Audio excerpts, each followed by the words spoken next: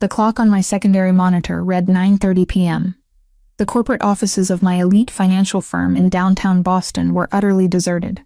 The sprawling bullpen reduced to a graveyard of empty, ergonomic chairs and powered-down workstations. The only sound was the persistent hum of the HVAC unit, fighting a losing battle against the bitter November wind that hammered relentlessly against the floor-to-ceiling glass. I sat isolated in the center of the room, illuminated exclusively by the harsh, sterile glow of my dual monitors. My eyes burned gritty and dry from 14 continuous hours of staring at complex pivot tables, tracing microscopic anomalies through a dizzying labyrinth of offshore shell companies and deliberately obfuscated routing numbers.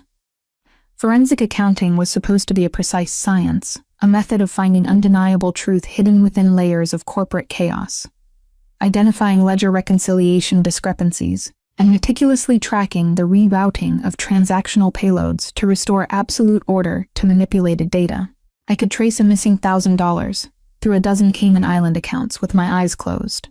I could legally dismantle a fraudulent CEO in a matter of days. But tonight, the cascading rows of numbers on the screen were merely a fragile distraction from the catastrophic collapse of my own life. Shifted my weight slightly in the leather chair, and a sharp, breathtaking spike of pain radiated outward from my left rib cage. I did not gasp. I had long since trained my body to swallow the pain quietly, letting it dissolve in the back of my throat like a bitter pill that I was forced to consume daily. I reached for my lukewarm cup of black coffee, my fingers trembling with a bone-deep exhaustion, as the thick, scratchy wool of my heavy-knit sweater brushed against my left wrist. I flinched instinctively, pulling my arm back from the edge of the desk. Hidden securely beneath that suffocating wool sleeve was the burgundy silk scarf, carefully bound around my delicate skin to serve as a physical barrier. I had purchased it years ago in Paris, a beautiful, delicate piece of fabric that now served a devastating purpose.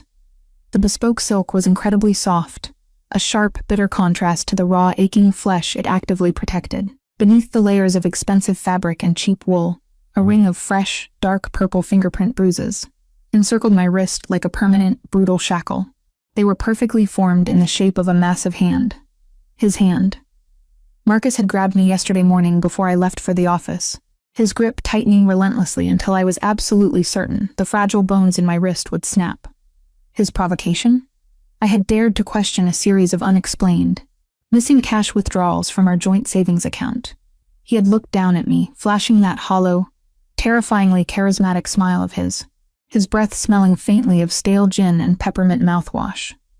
With chilling calmness, he had told me that I was simply losing my mind, that the extreme stress of auditing high-profile, dangerous clients was finally making me paranoid and hysterical. I pulled the long sleeve of the thick garment down further over the Parisian fabric, ensuring the beautiful fabric covered every single inch of the violence. Cover-up makeup had become my specialty over the past 6 months. Foundation 3 shades darker than my natural pale skin tone, layered incredibly thick over the dark purple marks on my wrists. Industrial-strength concealer patted carefully along my collarbone, where his sudden, violent grip had left marks resembling a necklace I never asked for. But tonight, the bruises were entirely too fresh, too painfully swollen to be masked by mere cosmetics, making the silk barrier and chunky wool my only viable armor against the probing eyes of my colleagues. Marcus Hayes, the man I had once genuinely believed to be my intellectual equal, my romantic partner, my secure future.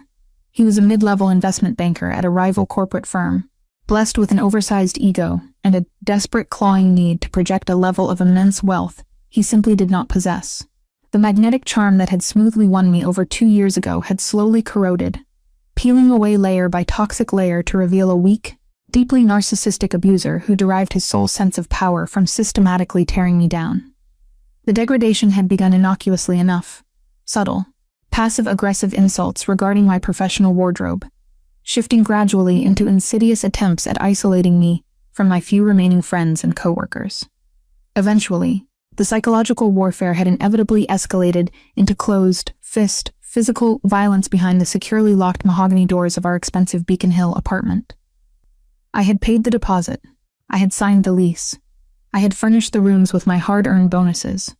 Yet, he paraded around the sprawling space like a conquering king, leaving a trail of empty gin bottles and shattered confidence in his wake. And then, there was the money. As a senior forensic financial auditor, I spent my grueling days dissecting highly encrypted ledgers and recovering missing pennies for multi-billion-dollar global corporations. I was trained to spot a phantom shell corporation buried underneath 10 layers of international wire transfers. I could track a fractional cent divergence across a decade of corporate taxation. Yet, within the boundaries of my own home, I had been deliberately blind to the systematic, parasitic draining of my personal resources. Until tonight. I closed my eyes for a fraction of a second, letting the exhaustion wash over me, before clicking open a hidden, highly encrypted file on my hard drive. Over the past 3 weeks, I had secretly applied my elite professional expertise to the ruins of my own life, meticulously auditing my fiancé's personal accounts, aggressively tracing his recent clandestine cash flows, and unearthing a truth so devastating it had stolen the breath from my lungs.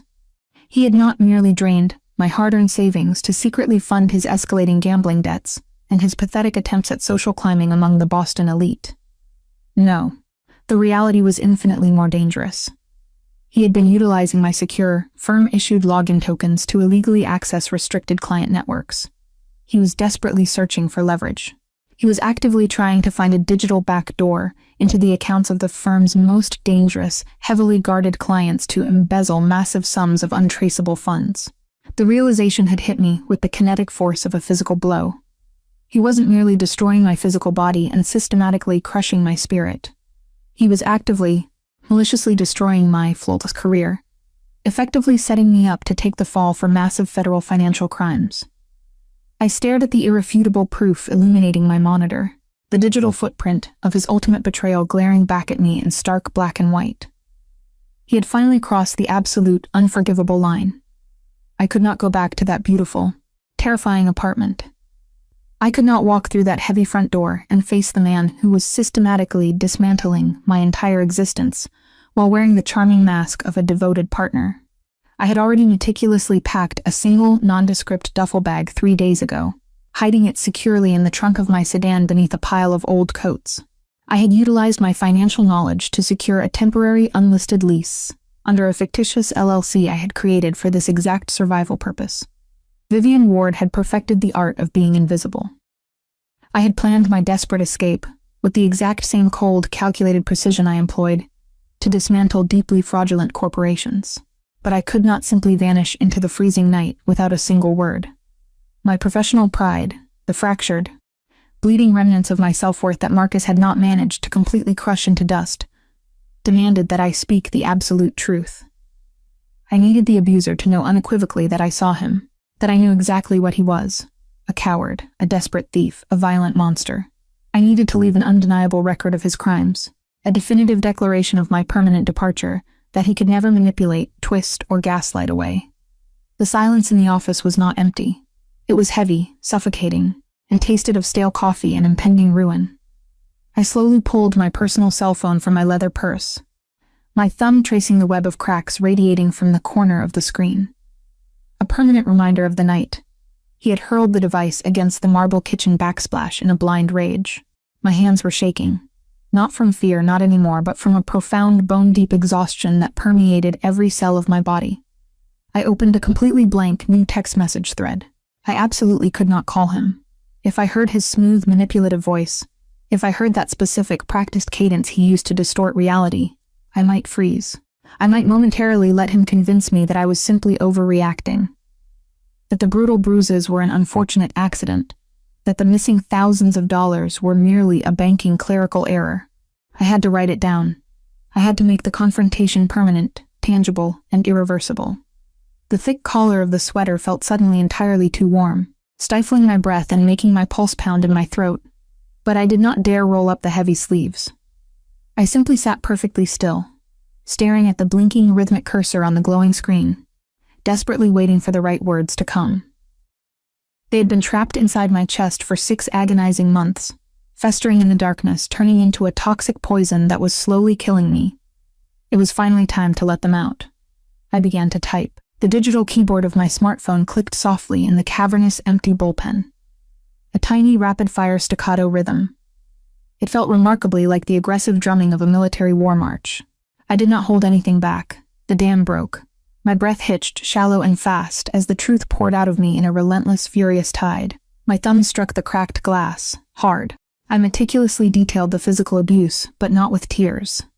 I typed with the clinical, hyper-focused detachment of an autopsy report. My hands shook violently as my fingers documented the dark purple handprint on my left wrist from yesterday morning. My chest tightened in agonizing phantom sympathy as I recorded the split, bleeding lip from last Tuesday night following a dinner party. Every keystroke was a jagged, desperate gasp for air. I logged the deeply bruised ribs from the month before when he had shoved me against the hallway console table. I vividly described the absolute, paralyzing terror of walking into my own home. The sickening, free-falling drop in my stomach every single time I heard his brass key turn in the front door lock. My vision blurred with unshed tears. My lungs burned with the sheer effort of remembering, but I kept typing. And then I brutally laid out the financial evidence. I typed out the fact that I knew about the drained joint savings accounts. I explicitly stated that I had tracked the secure IP addresses of his unauthorized, late-night access to my highly classified client ledgers. I named the exact, specific dollar amounts he had clumsily attempted to siphon, mocking the pathetic, easily traceable digital trails he had arrogantly left behind in my firm's encrypted system.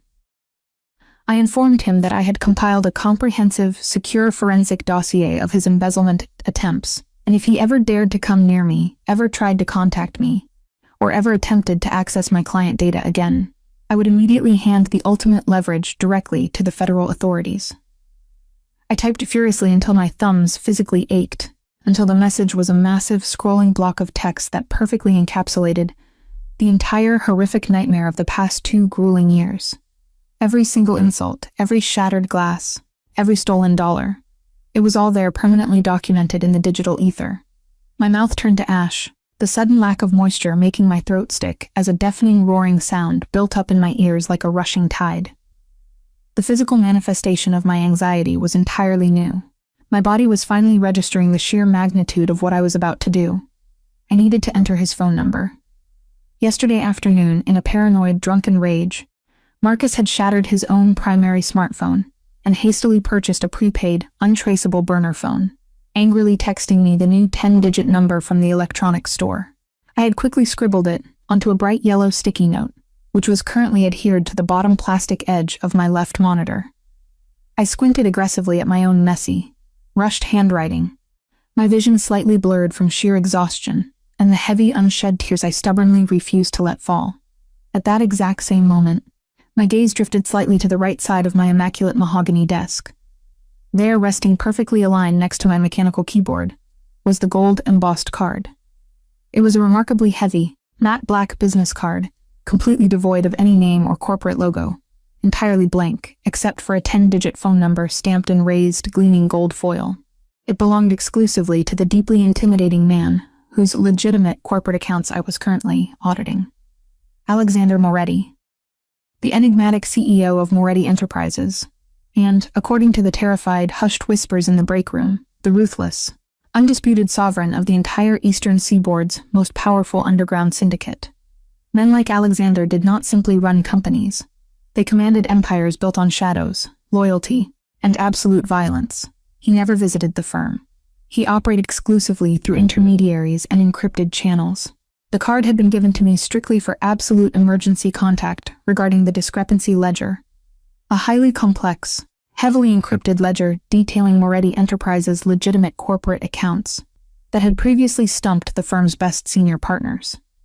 For 3 weeks, I had been untangling its immaculate, albeit deliberately obscure, financial architecture. It was a masterpiece of corporate misdirection. There were ghost accounts mirroring legitimate payrolls, offshore trusts operating with aggressive anonymity, and a dizzying web of holding companies that demanded every ounce of my professional intellect. I looked back at the bright yellow sticky note, the local prefix 617 followed by a specific sequence of 7s, 4s, and 9s. I looked at the heavy black card, the exact same 617 prefix followed by an eerily, dangerously similar sequence of digits. My highly analytical brain, completely exhausted from 14 continuous hours of auditing pivot tables, and utterly overwhelmed by the surging adrenaline of my impending permanent escape, fatally short-circuited, I blindly punched the numbers into the recipient line of my phone. 617. The digital numbers blurred together on the cracked glass screen. I typed the remaining 7 numbers purely from the visual memory of the black card resting on my right, completely bypassing the messy scribble on my left monitor. A single digit off. One catastrophic microscopic error in a vast complex sea of numbers. I did not verify the entry. I did not pause to double-check the recipient profile. I just took a deep, shuddering intake of breath, staring at the massive block of text that held my profound pain, my deep shame, and my final desperate ultimatum. I closed my eyes tightly. I pressed send. A tiny, cheerful swoosh sound broke the oppressive silence of the office. I slowly opened my eyes and watched the green message bubble appear on the screen, floating upward.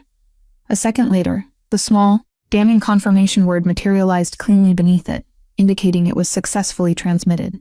A profound, staggering wave of emotional relief washed over my body. It was finally done. The toxic, suffocating tether was permanently severed. I had finally stood up to the weak man who had dedicated 2 years to trying to systematically break my spirit. I let my heavy head fall back against the leather headrest, staring blankly up at the buzzing fluorescent ceiling panels, desperately waiting for the promised feeling of freedom to fully set in. But as I exhaled a long, shaky breath, my eyes inadvertently flicked back down to the glowing screen, catching the specific, numerical sequence of digits resting at the very top of the message thread. My warm blood instantly crystallized in my veins. The stale air in my lungs immediately turned to solid, unyielding ice. I stared at the transmission receipt on my screen like blood seeping through gauze, an unstoppable, spreading horror that I could not contain. I frantically looked at the yellow sticky note. I looked back at the recipient number on my phone. Then, with a violently trembling hand, I picked up the elegant card from the desk. The raised gold foil numbers gleamed menacingly under the harsh office lights, openly mocking my fatal lack of precision. The last digit on Marcus's cheap burner phone was a 3. The last digit on the CEO's private contact was a 4. I hadn't sent my desperate, searing manifesto of physical abuse and corporate embezzlement to the pathetic coward who had inflicted it. I had sent it directly to the private unlisted phone of Alexander Moretti. Panic, acute, blinding, and absolute, seized my throat in a vice grip. I could not breathe. The roaring in my ears intensified, entirely drowning out the hum of the HVAC unit above me. I frantically tapped the cracked glass screen, desperately searching for an impossible feature to recall the sensitive data from the cellular network. But it was a standard SMS text. It was gone. It was currently sitting on the personal, highly secure device of a man who commanded absolute, terrifying authority. A man who systematically destroyed massive corporate empires before breakfast. A man who was widely renowned for his grave, stoic silence and his absolute, chilling lack of mercy toward his enemies. I had just abruptly dumped my pathetic, incredibly messy domestic trauma onto the lap of a notoriously dangerous syndicate leader. Worse, my mind supplied with horrifying clarity. I had openly mentioned secure client ledgers and unauthorized, illegal embezzlement attempts in the raw text. To a hypervigilant man like Alexander, a breach of corporate security, even a failed one orchestrated by a third party, was a direct act of war. He wouldn't care for a single second that Marcus was the one actively trying to steal. He would only see that my specific auditor credentials were fundamentally compromised. He would instantly categorize me as a massive operational liability. In his ruthless world, liabilities were not simply fired or reprimanded. They were permanently erased. I dropped the phone onto the desk as if the aluminum casing had physically burned my palm. The device clattered loudly against the polished mahogany wood, the sharp sound echoing like a violent gunshot in the empty, silent room. I stared at the glowing screen, utterly paralyzed by the sheer, unadulterated magnitude of my fatal mistake. My analytical mind aggressively raced through 100 different disastrous scenarios, each one ending with me either locked in a federal prison cell or vanishing completely without a trace at the dark, freezing bottom of the Boston Harbor. I had painstakingly spent 6 agonizing months hiding my dark bruises, perfectly maintaining my professional composure, ensuring that my high-level corporate facade was completely flawless. And with one accidental fatigued keystroke, I had completely exposed my deepest vulnerabilities and my compromised security directly to the most dangerous man in the city.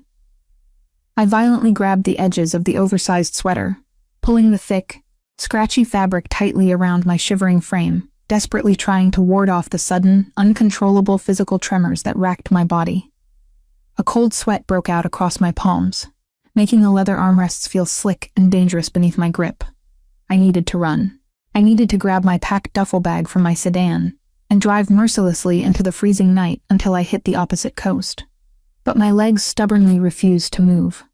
I was heavily anchored to the leather chair, staring at the silent phone, agonizingly waiting for it to ring, waiting for the inevitable, terrifying execution to commence. The digital clock ticked over to 9:35 p.m. 5 minutes since the transmission. 5 minutes since my meticulously constructed life had shattered into a million irreparable pieces. I stared into the dark void of the bullpen, a silent, deeply suffocating dread settling permanently over my shoulders. At exactly 9:31 p.m., just 3 miles away from the desolate financial district, the sprawling, glass-enclosed war room of a highly secured West Village penthouse was submerged in silence. Alexander Moretti stood near the floor-to-ceiling windows, staring out at the freezing late autumn rain that hammered relentlessly against the reinforced glass. The storm outside mirrored the violent currents of the underworld he controlled, but inside, the environment was strictly regulated. He wore a pristine, impeccably tailored charcoal bespoke suit, the expensive fabric resting seamlessly over his broad shoulders, projecting the undeniable aura of a sovereign who demanded command simply by drawing breath. The room was deliberately kept cold, a precise 65 degrees, matching the stoic, forgiving nature of the man who occupied it. Behind him, standing perfectly motionless in the shadows near the massive mahogany conference table, was Dante Russo. The security captain was a ghost of a man, professional and silent unless spoken to, a living extension of his boss's lethal will. Alexander held a heavy crystal glass of amber liquid, the expensive aged whiskey catching the dim ambient light, when a sudden, jarring vibration fractured the heavy stillness of the penthouse. It was a single, discreet buzz originating from the inner pocket of his suit jacket. He did not immediately react. Very few individuals possess that specific 10-digit number. It was an unlisted, highly encrypted line, reserved exclusively for catastrophic emergencies within the syndicate, top-tier federal informants, and exactly 3 senior partners at the elite financial firm, currently handling his legitimate corporate restructuring. He slowly withdrew the matte black device, expecting a concise, coded operational update regarding a delayed shipment at the commercial ports. Instead, his storm gray eyes locked onto a massive, scrolling block of raw text that had just materialized on the glowing screen. He read the first sentence, then the second. His jaw tightened, a microscopic shift in the otherwise impenetrable mask of his face.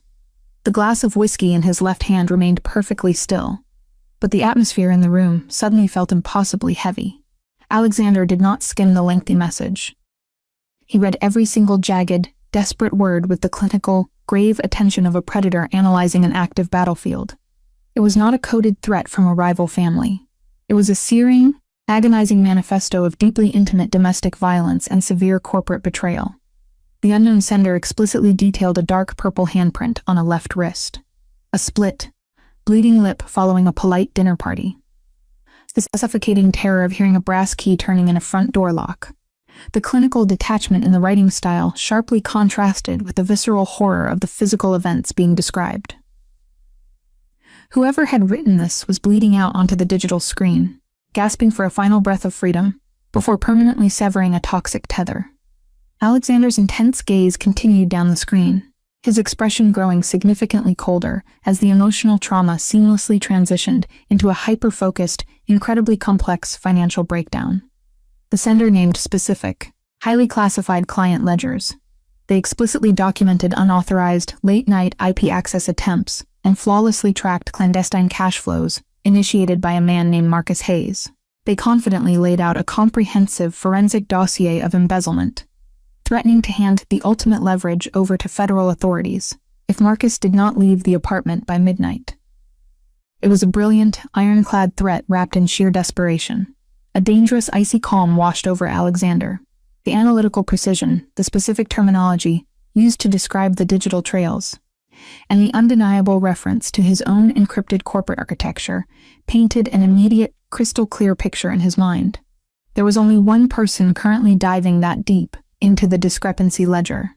Only one intellect sharp enough to untangle the deliberate, Masterful corporate misdirection he had meticulously constructed over the past decade to protect his syndicate's legitimate assets. Vivian Ward, a quiet, fiercely independent forensic financial auditor who had spent the last 3 weeks meticulously dissecting his legitimate empire without ever asking a single question. He had discreetly observed her through the firm's internal security feeds on several occasions. She was always the first to arrive and the last to leave, operating with a quiet, proud resilience that he had found genuinely intriguing. She had perfected the art of being invisible, hiding behind thick, heavy sweaters and a flawless professional facade. Now, he finally understood exactly why she was hiding so desperately. He did not mock the accidental transmission.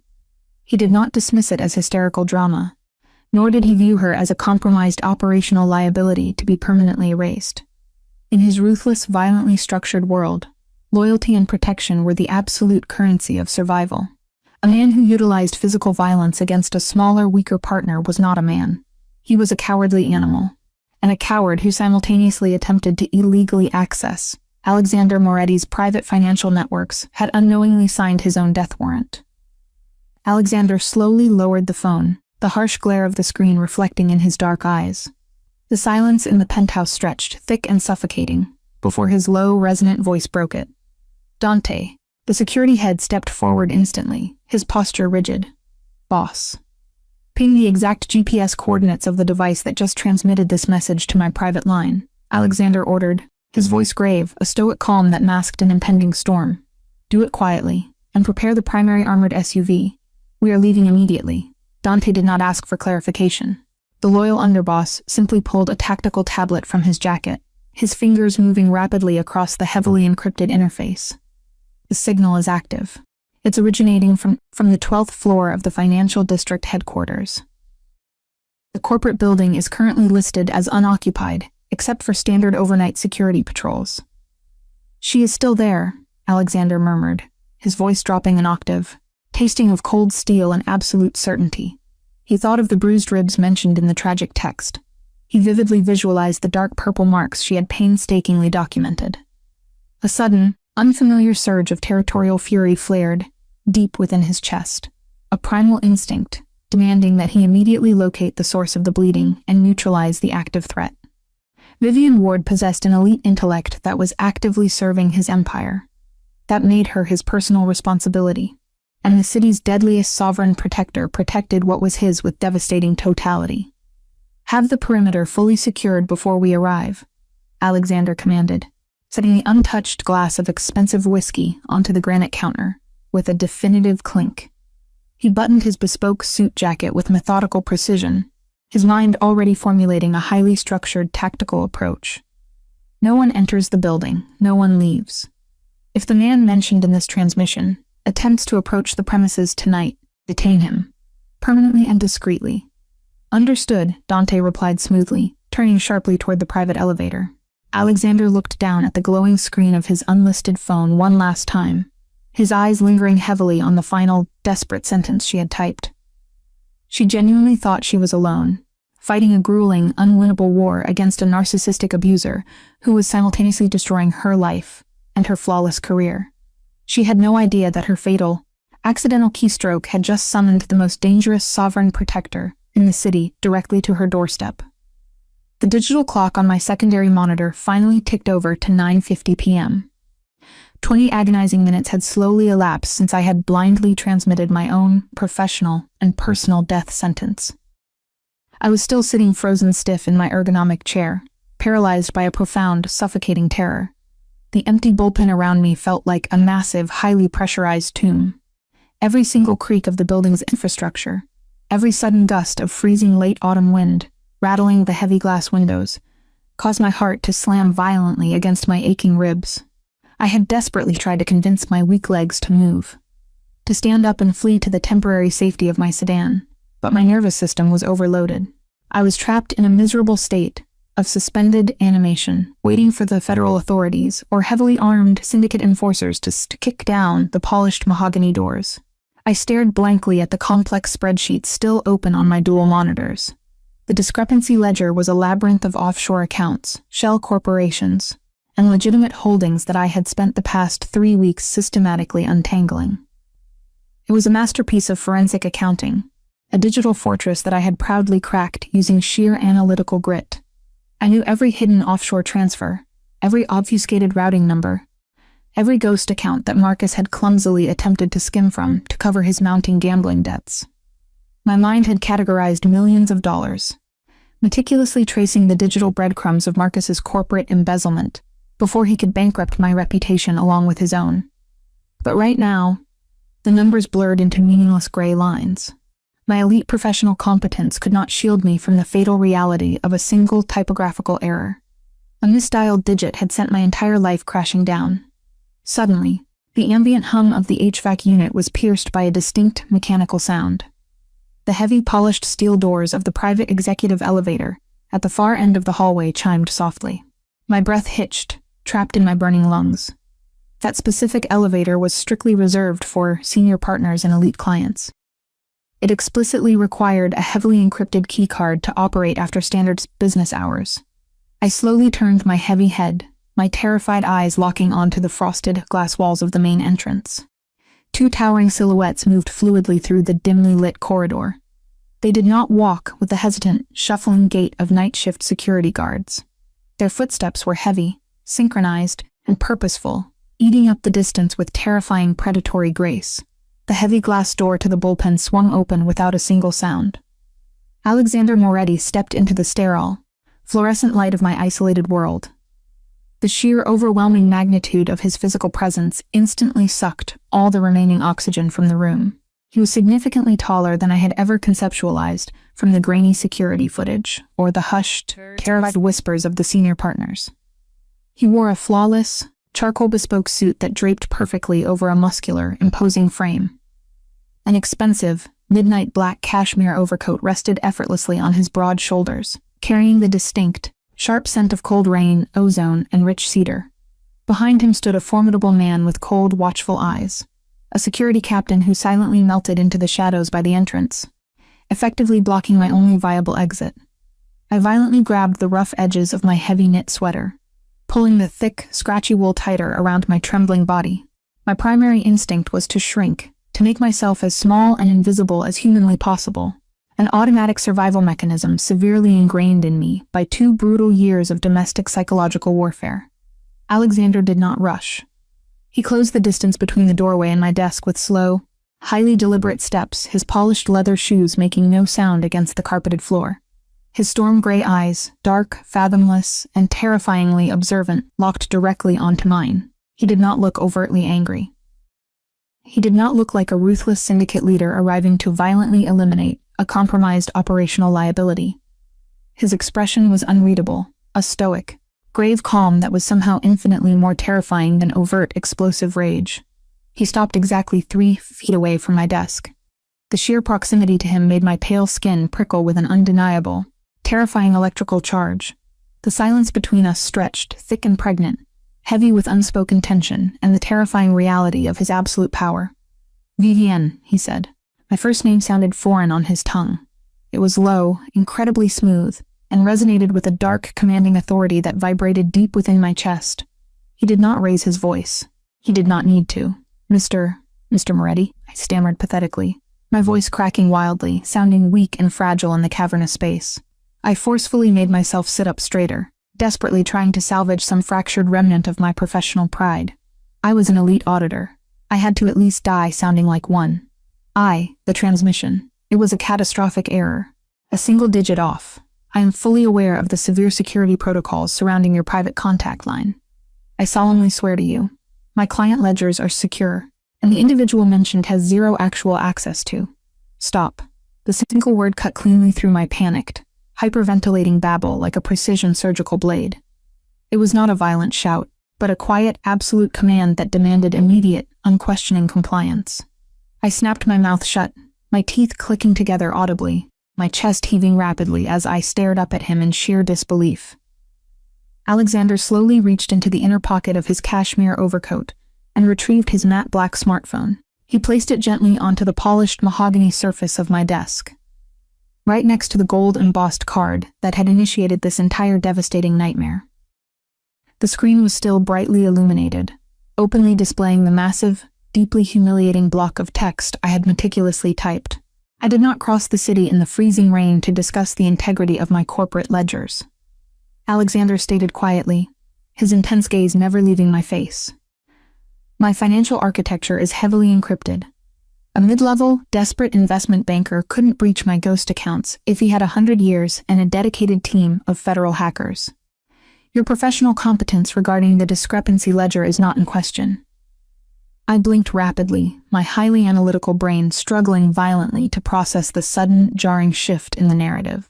If he wasn't here to eliminate me for compromising his critical security, then why exactly was the most dangerous man on the Eastern Seaboard standing in my empty office at 10 o'clock at night? Before I could form a coherent question, Alexander shifted his weight slightly, leaning his imposing frame forward. His eyes slowly dropped from my face, tracking a highly deliberate path downward, stopping abruptly at the edge of my left arm, where it rested rigidly against the leather armrest. In my sheer, unadulterated panic, my desperate grip on the heavy knit sweater had slipped. The thick wool sleeve had ridden up just enough to accidentally expose the delicate, carefully bound layers of the delicate wrap. And beneath the soft edge of the expensive fabric, glaringly visible against my pale skin, was the dark, swollen edge of a fresh purple bruise. The temperature in the bullpen immediately plummeted to freezing. I saw a dangerous, lethal shadow cross Alexander's stoic features, an instantaneous crystallization of pure, unadulterated violence that made the air suddenly taste of copper and impending ruin. The night my fiancé left me crying. In the rain was nothing compared to the quiet fury in Alexander's eyes when he saw my bruises. I flinched violently, instinctively yanking my injured arm back, a desperate, pathetic attempt to hide the shameful permanent evidence of my deep weakness. The sudden, jerky movement pulled painfully at my injured ribcage, causing a sharp gasp to escape my pale lips before I could brutally swallow it down. Alexander moved faster than my exhausted mind could track. He reached across the wide mahogany desk, his large, incredibly warm hand gently but firmly capturing my left wrist before I could fully retreat into the shadows. He did not squeeze. His touch was incredibly precise, a shocking contrast to the crushing, violent grip I was so deeply accustomed to enduring. The raw heat radiating from his palm seeped directly through my chilled skin, grounding me in the terrifying present. He held my arm safely suspended in the air, treating the damaged limb as if it were made of fragile, price-spun glass. "Let go of me," I whispered, a desperate, raw plea heavily laced with sheer physical exhaustion. I weakly tried to pull away, but his grip, while extraordinarily gentle, was immovable. Alexander did not release me. His intense, fathomless eyes remained focused on the exposed, discolored skin, his strong jaw clenching so tightly I could clearly see the distinct muscle feathering along his cheekbone.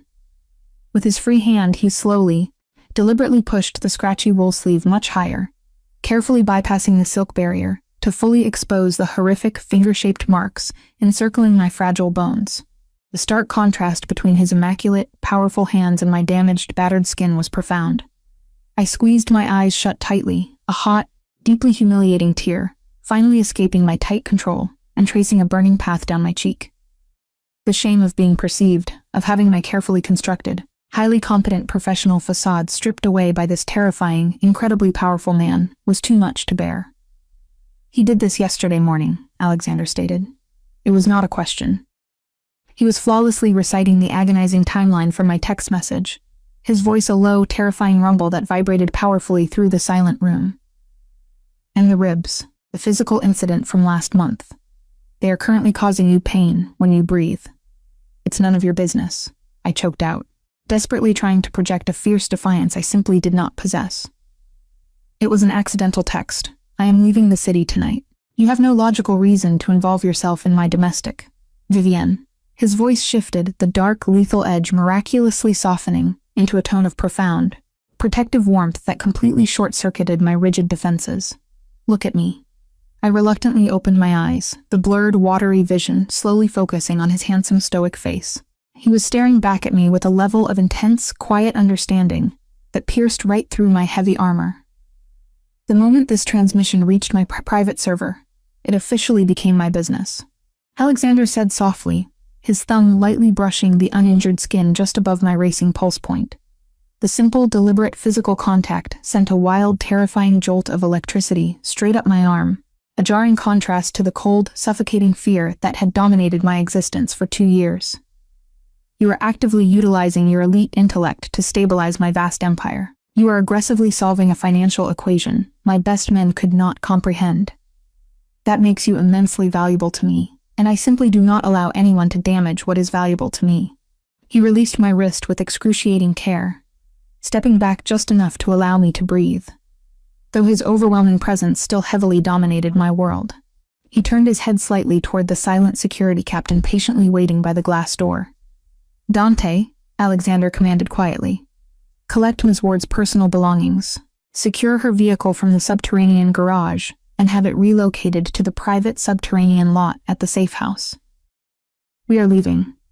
"Yes, boss," Dante replied instantly, stepping forward to gather my purse and laptop bag with practiced, terrifying efficiency. Panic flared wildly in my chest once again. "Wait, no. I am not going anywhere with you. I have a temporary lease. I have a secure, structured plan. I can manage Marcus on my own. I don't need charity. Your plan is fundamentally flawed," Alexander interrupted smoothly, turning his piercing gaze back to mine. "If you vanish tonight, a narcissistic abuser with a bruised ego and a massive financial deficit will simply spend his existence violently hunting you down. He knows your daily habits. He knows your family's locations. He will not stop until he aggressively reclaims his sixth sense of power over you." I stared at him, my throat bone dry. He was explicitly vocalizing the exact, paralyzing fear that had kept me awake for the past 6 agonizing months. My meticulous ledgers, my careful savings, none of it could stop a man who operated outside of logic. "If you walk out of this building alone," Alexander continued, his voice dropping to a low, incredibly intimate register that felt remarkably like a heavy, protective blanket settling over my shivering shoulders, "you will spend the rest of your life looking over your shoulder. You will violently flinch at every loud noise. You will forever remain a victim running desperately from shadows." He reached out, his large, warm hand gently picking up my cracked personal cell phone from the desk. He held it out to me securely. "Or, you can get into my vehicle," Alexander said softly, offering a choice that felt remarkably like an undeniable decree. "You can step into my world. I will provide you with an impenetrable sanctuary where he can never, ever reach you. You will safely continue your forensic audit of my ledgers from a highly secure location. Your professional work will settle any perceived debt between us. And in exchange, I will permanently dismantle the man who put his hands on you." I stared at the dark, elegant man towering over me. The sheer, overwhelming absurdity of the situation warred violently with the deep, desperate craving for extreme safety that had hollowed out my soul. He was a ruthless syndicate leader, a man who operated entirely outside the strict boundaries of formal legal justice. Stepping into his black armored SUV meant voluntarily walking into a gilded cage built on shadows and violence. But as I looked down at the dark purple bruises on my wrist, partially hidden beneath the tied fabric, and then back up into the fiercely protective, stoic depths of Alexander Moretti's eyes, I realized the terrifying, undeniable truth. The formal legal system had failed me. The polite society of elite Beacon Hill investment bankers had actively looked the other way, while I bled profusely behind locked mahogany doors, hiding my shattered ribs beneath oversized blazers and silk scarves. They saw the damage, but they simply chose not to look. Alexander was offering me the only thing I genuinely needed: sovereign protection and pure, unadulterated, poetic justice. I wouldn't just be surviving anymore. I would be working. I would be fighting back on my own terms, auditing his accounts and proving my worth with my financial expertise, while the most terrifying man in the city shielded my physical form from the monster who broke me. My hands finally stopped shaking. I reached out and took the cracked phone from his palm, the brief brush of our fingers sending another warm, grounding spark directly through my exhausted system. "Where exactly are we going?" I asked quietly, my voice surprisingly steady. Alexander's stoic expression softened, a barely perceptible shift that altered the harsh lines of his face, revealing a brief glimpse of the deeply protective man hidden beneath the ruthless monster. "Somewhere completely safe," he murmured, gently guiding me away from the desk. "He will never touch you again. Vivienne, I give you my word." The descent from the 12th floor was an exercise in surreal, deeply unsettling detachment. I stood perfectly still inside the glass-walled executive elevator, the polished metal surfaces reflecting a fractured, distorted version of myself. My heavy knit sweater looked absurdly out of place next to the immaculate, lethal tailoring of the two imposing men flanking me. The digital floor indicator blinked rapidly in bright crimson, silently counting down our swift plunge toward the subterranean parking garage. The silence in the small cab was absolute, thick with unspoken implications, yet strangely devoid of the suffocating predatory tension I had endured for the past 2 years. Alexander stood to my left, his broad shoulders easily dwarfing the confined space, radiating a steady, unyielding heat that my shivering body desperately wanted to lean into. Dante remained near the control panel, his posture rigid, his sharp eyes continuously scanning the passing floors through the transparent doors. When the elevator finally chimed and the heavy steel doors slid open, a blast of freezing, damp air hit my face. The underground garage was a vast, concrete cavern illuminated by flickering fluorescent tubes, smelling strongly of exhaust fumes and damp earth. My boots echoed sharply against the pavement, a solitary, erratic rhythm compared to the silent, predatory strides of the syndicate leader and his security captain. We moved swiftly toward the far corner of the VIP section, where the darkness seemed to pool heavily around a massive, imposing vehicle. It was a heavily armored black SUV, modified to resemble a standard luxury transport, but possessing the undeniable, terrifying bulk of a military-grade tank. Dante reached the driver's side first, his movements fluid and highly practiced. He bypassed the front door entirely, stepping smoothly to the rear passenger side to pull the heavy, reinforced handle. The door swung open smoothly, revealing an interior that looked more like a high-tech mobile command center than a standard civilian car. The thick, bulletproof glass of the windows was tinted so dark it absorbed the harsh garage lights entirely. "Please," Alexander murmured, gesturing toward the open door with a subtle incline of his head. I hesitated for a split second, my highly analytical mind making one final, rapid calculation of the immense risk I was currently undertaking. Stepping into that vehicle meant completely surrendering my carefully orchestrated, independent escape plan. It meant willingly crossing the invisible, highly dangerous boundary separating the legitimate corporate world from the violent, shadowy empire of the syndicate underworld. But as a sharp throb of pain radiated from my battered ribcage, a brutal reminder of the domestic nightmare waiting for me, in the city above, the choice became startlingly clear. I gathered the rough fabric of my sweater tightly around my chest, took a deep, shuddering breath of the cold garage air and climbed inside. The interior of the black SUV was an absolute sensory revelation. The ambient temperature was perfectly regulated, instantly chasing away the bitter chill that had settled deep into my bones.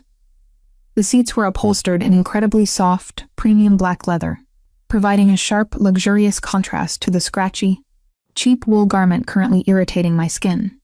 The moment Alexander slid into the seat beside me, and Dante firmly shut the heavy door, the chaotic, echoing sounds of the concrete garage vanished completely. The cabin was hermetically sealed. It created an impenetrable vault of silence that felt remarkably like a physical shield against the outside world. Dante settled behind the steering wheel, his large hands gripping the leather with professional precision. The engine roared to life, with a low, powerful, deeply reassuring hum, a mechanical heartbeat that vibrated softly through the floorboards. As the massive vehicle smoothly accelerated up the concrete ramp and merged onto the rain-slicked streets of downtown Boston, I found myself pressing my back firmly against the plush seat. The city lights blurred into streaks of gold and crimson through the thick tinted glass. I was safely insulated from the bitter November storm, physically separated from the predatory reality of my abusive ex-fiancé by an inch of reinforced ballistic glass, and the terrifying protective presence of the man sitting quietly beside me. Alexander did not crowd my personal space. He maintained a respectful, deliberate distance on the wide leather bench, his long legs stretched out comfortably. His midnight black cashmere overcoat had been unbuttoned, revealing the immaculate lines of his bespoke suit beneath. He exuded an aura of absolute, effortless command. I observed him through the periphery of my vision, my forensic auditor's brain automatically analyzing the subtle, micro-expressions of his posture. He was relaxed, yet entirely vigilant, his sharp gaze occasionally tracking the movement of passing vehicles through the windshield before returning to the glowing screen of his secure tablet. The rhythmic, steady hum of the black SUV navigating the slick, empty streets acted as an unexpected sedative on my severely frayed nervous system. The acute, Blinding panic that had paralyzed me in the office slowly began to recede, replaced by a profound, heavy exhaustion that made my eyelids droop. For 6 continuous months, I had existed in a state of hyper-vigilant terror, constantly monitoring my surroundings, permanently analyzing the mood of the man waiting for me at home, carefully calculating exactly how to avoid setting off his volatile temper. Now, sitting in the back of this mobile fortress, enveloped by the rich scent of cedar cologne and expensive leather, my defensive walls finally began to crack. I was not the one driving. I was not the one frantically searching for an exit. I was simply being transported, guarded by a lethal force that demanded nothing from me in return. The perimeter of the Beacon Hill apartment has been continuously monitored since you transmitted the message. Alexander suddenly spoke, his low, resonant voice effortlessly cutting through the quiet hum of the cabin. He did not look up from his tablet, but his words were clearly meant to soothe my unspoken anxieties. The individual is currently inside the residence. He has not attempted to leave. If he approaches your corporate office, or attempts to track your location, Dante's men will intercept him long before he crosses your line of sight. He usually drinks until he passes out after a confrontation, I whispered, my voice sounding incredibly fragile, stripped of its usual professional cadence. I stared down at my hands, my thumbs nervously tracing the edge of the thick wool sleeve. He won't realize I'm truly gone until tomorrow morning. When he sees that my clothes are missing, he will start looking for leverage. Let him look, Alexander stated flatly, the absolute certainty in his tone, leaving no room for debate. He finally turned his head, his dark eyes locking onto mine, with an intensity that forced a sudden, heavy stillness in my chest. He will find nothing but locked doors and dead ends. You are no longer accessible to him, Vivienne. You belong to a different world now. My fingers tightened in my lap, the heavy weight of his declaration settling over me like a suffocating, yet strangely comforting blanket. I turned my face toward the tinted window, watching the familiar historic brick facades of Boston seamlessly transition into the ultra-modern, high-security architecture of the West Village. The armored vehicle smoothly turned onto a private, gated access road, the heavy iron barriers retracting silently at our approach. We descended another steep concrete ramp, plunging into the depths of a pristine, brightly lit subterranean parking facility that looked more like an elite luxury showroom than a garage. Dante parked the massive SUV directly in front of a bank of polished steel elevators. The transition from the vehicle to the lift was executed with flawless military precision. Within seconds, I was standing inside another private, glass-walled cabin, the digital floor indicator rocketing upward at an incredible speed. My ears popped slightly from the rapid change in atmospheric pressure. I instinctively wrapped my arms around my bruised ribcage, the sharp ache returning to momentarily ground me in reality. As the elevator finally slowed its rapid ascent, the heavy doors glided open with a soft, melodic chime. I stepped forward, tentatively crossing the threshold into the sovereign territory of the Moretti Empire. Massive paneled windows wrapped around the entire perimeter, offering a dizzying, panoramic view of the Boston skyline and the dark, churning waters of the harbor below. Heavy curtains, the color of rich champagne, were drawn back neatly, framing the chaotic winter storm raging outside. It was a fortress disguised as a billionaire's sanctuary, utterly silent and meticulously sterile, yet remarkably infused with a subtle, protective warmth. As I stood awkwardly in the grand foyer, feeling acutely conscious of my disheveled appearance, my damp boots, and the dark, throbbing bruises carefully wrapped in the elegant material beneath my heavy knit sleeve, a warm, maternal figure emerged from the hallway. Teresa Scaletta did not fit the stereotypical mold of a cold, syndicate enforcer's employee. She was a woman in her late 50s, possessing kind, deeply observant brown eyes and an elegant, comforting posture. She wore a spotless, tailored gray apron over a simple black dress, her gray-streaked hair pulled back into a neat, professional chignon. "Welcome, Miss Ward," Teresa said softly, her voice carrying the faint, melodic lilt of a traditional old-world family upbringing. She did not stare at my pale, exhausted face. She did not allow her gaze to linger on the rigid, painful way I held my left arm against my ribcage.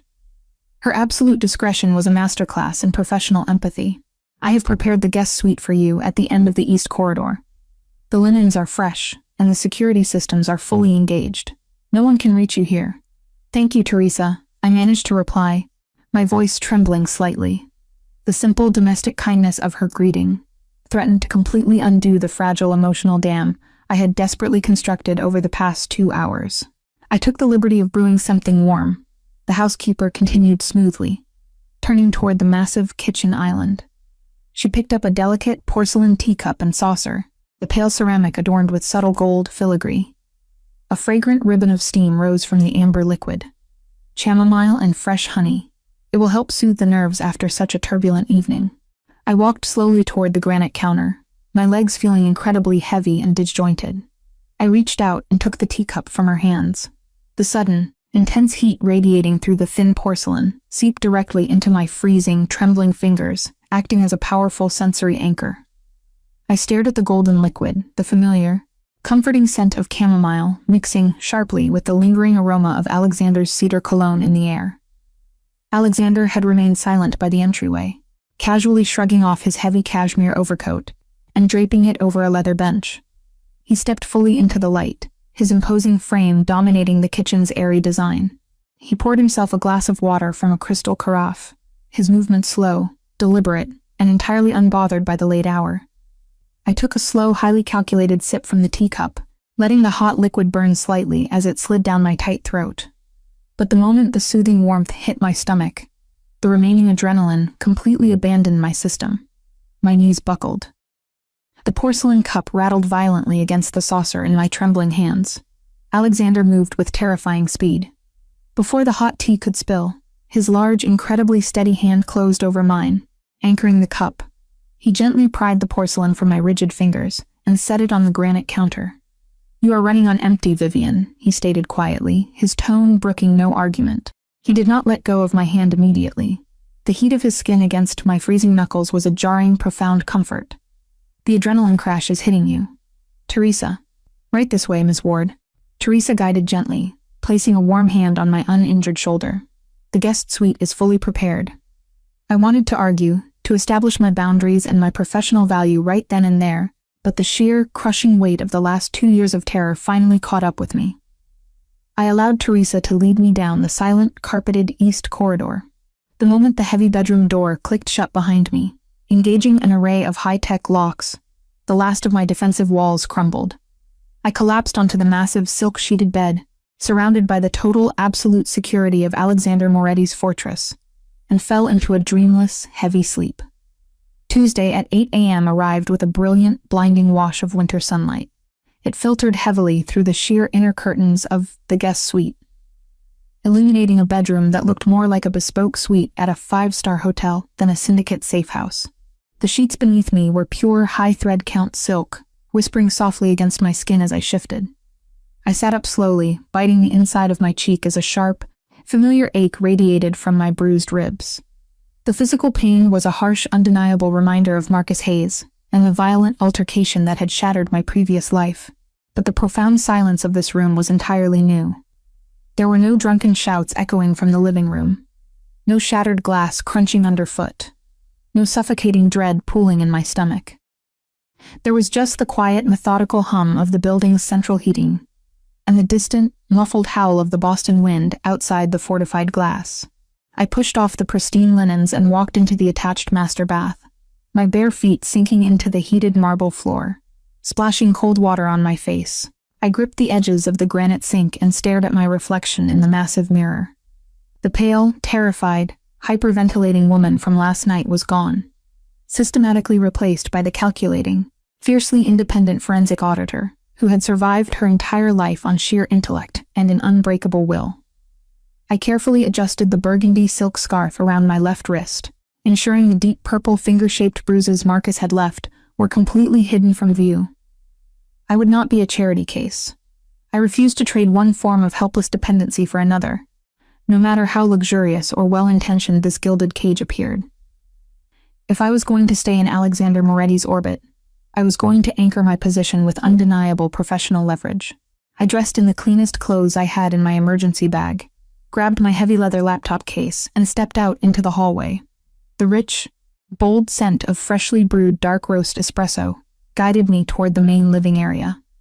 Alexander was already at the massive granite kitchen island, dressed impeccably in a tailored charcoal suit, minus the jacket. His sleeves were rolled up over his muscular forearms, revealing the faint edge of dark ink. He was scrolling through a secure tablet, a steaming cup of coffee beside him. Dante stood by the towering glass panels, a silent, ever-vigilant sentinel, monitoring the snowy streets far below. I walked toward the counter, my boots clicking softly against the mahogany floorboards. "Mr. Moretti," I began, my voice miraculously steady, driven by the sheer, unyielding force of my professional pride. "I am deeply grateful for your immediate intervention last night. I acknowledge that you provided me with a highly secure extraction when I was entirely vulnerable. However, I need to establish the precise parameters of my ongoing presence in this penthouse." Alexander paused, lowering his tablet. Those penetrating eyes locked onto mine with a sudden, intense curiosity. "Parameters, Vivian? I will not accept financial charity," I stated firmly, my chin lifting despite the deep, agonizing ache in my ribs. I squared my shoulders, adopting the exact clinical posture I utilized when presenting devastating audit findings to aggressive corporate boards. "I am well aware of the immense cost associated with a secure safe house, constant tactical surveillance, and the mobilization of your security personnel. I am an independent, highly competent forensic financial auditor. I do not run up debts that I cannot personally settle, and I absolutely refuse to become a kept, helpless victim hiding in a gilded cage." Teresa silently retreated into the shadows of the hallway, smoothly granting us the necessary privacy for a confrontation that bordered on dangerous. Alexander did not speak immediately. The silence between us stretched, thick and heavily laden with unspoken tension. He seated my face in the morning light, analyzing the fierce, stubborn pride that refused to let me simply accept his absolute protection for free.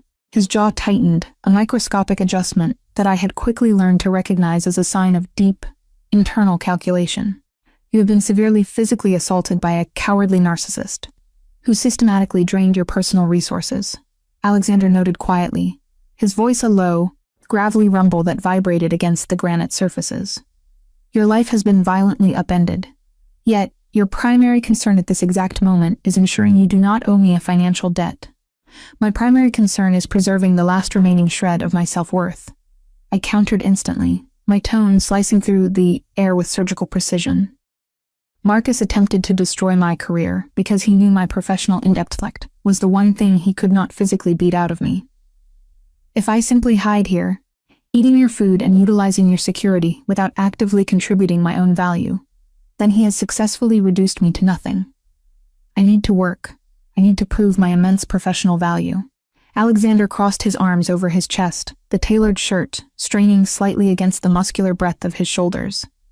"And exactly how do you propose to settle this perceived debt, Ms. Ward?" I reached into my laptop bag. My fingers closed around the encrypted, high-security hard drive that contained the chaotic, heavily guarded financial architecture of Moretti Enterprises. "The discrepancy ledger," I said, pulling the heavy silver drive out and placing it firmly on the counter next to his espresso cup. The metal clicked sharply against the stone.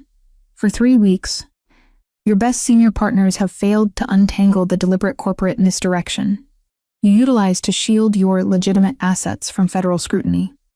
They only see the surface numbers. I see the architecture beneath it. There are highly complex anomalies buried deep within your offshore holding companies, specifically the Cayman Island accounts and the European logistics routing numbers.